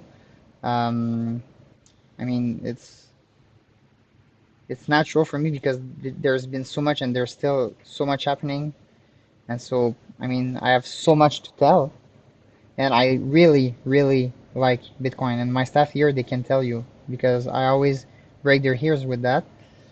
And so that is also what we're trying to represent through our branding with Decentral. We're trying to show, and educate a lot, and that's what those live streams are for. That's what our blog is about. We have, what is it, 20 pages of 10 articles, so 200 articles right now on the website, both in French and English. That is a lot of work. That might not look like it, but it is the kind of dedication we have to let the community know and to also again by teaching we get to be better ourselves, and one of my ambitions is to be the expertise center for anything mining related in North America. And so whenever you have a question that you don't have the answer to, I want you to reach me and ask me about it. because what I want is to have all those answers for you. And so that's what we're trying to achieve. If you think our mission here is making sense and is worthy, well, I would appreciate if you do give us a like on the video, subscribe to the channel, come chat with us on the Discord, open a support ticket with us to our support system. Anything really. We just want to be involved and grow that community and make mining great in North America and make it decentralized, which is what Decentral was founded on. And so, are you ready, guys? Are you ready to start that test and see if we're getting anywhere past the 20 chip? I mean, it's still a bit warm, and I really want when we start that test to have no doubt about the results we're getting. So let's just cool it a bit more. But if we still have issues on that board, the very least is we now know that the BI of the chip can be influenced by the chip following it, which makes sense in the sense that from my experience, what I see normally is the RX, so the return signal, is going to, well, the BI is going to show up as faulty when the RX is faulty. So it, not in every cases, but in I'd say at least 80% of the cases. So it makes sense. It's consistent with what we're seeing with each of the iterations of those boards. And so let's do this. Let's start the test right now. Oh wow, we're not we're worse off. We're not even going through the 20 chip now. Uh that's such a shame.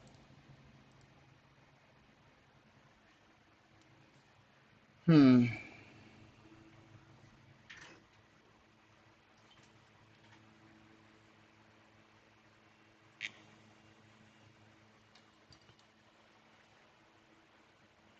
And I don't think it's temperature related. I mean, right now the chips they're warm, but they should be good. Our diode measurements were good. Um, but it's not going through anymore.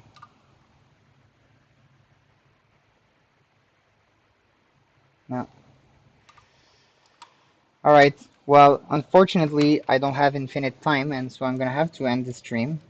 I would have loved to end it on a fixed S19a board, but unfortunately, this one is gonna have to end with a no fix for now.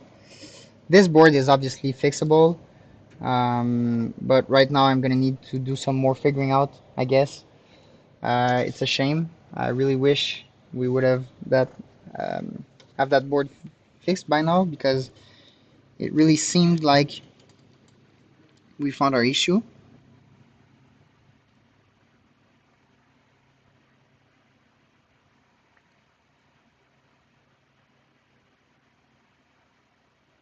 This one is on the low side though. The NST is on the low side. We should be getting 1200 there. Oh, oh well. Unfortunately, again, I'm gonna have to fix that board off stream because I got some other stuff to do. I'm still at the office, but I'm gonna have to do some more stuff at the office before I can eventually leave. I mean, I'm doing 12-hour shifts at the very bare minimum here, so I'm gonna have to move on to something else for now. I'll try to fix this board myself and not give it to one of my technicians, which obviously will fix it faster than me. But I really want to figure out those boards and be able to support my team because whenever they have questions, that's how I think. That's how I'm a good leader in my team is I do everything by myself before getting any job to my team because I want to understand what they're going through and I want to be able to assist them if they have any issues and they need to speak about their issues with me. And so that's what I'm sharing with you guys also through the live streams. I like doing those streams. I like sharing all our experience and stories and different thoughts that I have with you guys. I hope you enjoy it as well. Sorry I wasn't able to fix that board in that stream. We will do more streams in the future. And Nemesis, I just saw your message. What's up, my dude? Unfortunately, I'm ending the stream for now. But this is what a S19a Pro board is looking like. It's the first time I opened one. It's the first time I've worked on one. It's the first time I install those chips, which essentially is the same thing than any other chip. Is we did some figuring out, so now I am already more comfortable with that board. There's some more questions I still have in mind that I will go through and maybe present to you in the next stream. Either myself or some of my other technicians is gonna do the next stream. I'm not sure if it's gonna be about the S19a Pro. We do have so many different boards here to fix, and we try to squeeze those and join the usefulness to the fun. But sometimes we also don't want to get our customers waiting, and so sometimes we'll have to get those boards going when we have time, and then go to another board for another fix for another live stream. I do believe we still haven't got any live stream about T17 Plus and S17 Plus, so those we have still a lot to go through, and so yeah, I don't think we have any live stream about those. We should be doing one of those very soon. For sure, I'll be doing a live stream about the Dragon Mints, as I've mentioned at the beginning of the stream, which is essentially the no silicon T1. Um, I'll be doing me or my staff will be doing more streams about the West Miner for sure. Um, and there's going to be more different manufacturers coming very soon, and will be warranty provider for those manufacturers. I can't name names at the moment, but you'll learn soon enough, and so you can know for sure that there's going to be a lot more of that content coming, and there's going to be a lot more different manufacturers and models that we're going to be going through. We try each stream to do a different model, but sometimes we might also get back to some of our favorites. For instance, myself, I'm very efficient on the S17 boards. I can fix two, sometimes three of those boards in just 1 hour, and so be doing a lot of different streams with different rotations. Again, if there's any model you particularly want us to work on, do let us know in the comments. If there's any parts you need, any parts we've covered in the stream, or any parts for any other miner, do go on our website in the shop section. If there's anything missing there, do let us know, and we'll make sure to source that part for you, make a customized quote, or add that product to our shop. Need consulting or training, we do training on site. We do training remotely. We also offer bank hours if you just want one-on-one, oversight while you're working on a board. You're stuck on an issue you've been bashing your head over for the last days. And we also offer free of charge assistance in our Discord channel. So do go head over to our Discord channel. We have the marketplace there where you'll see the offers for our escrow services.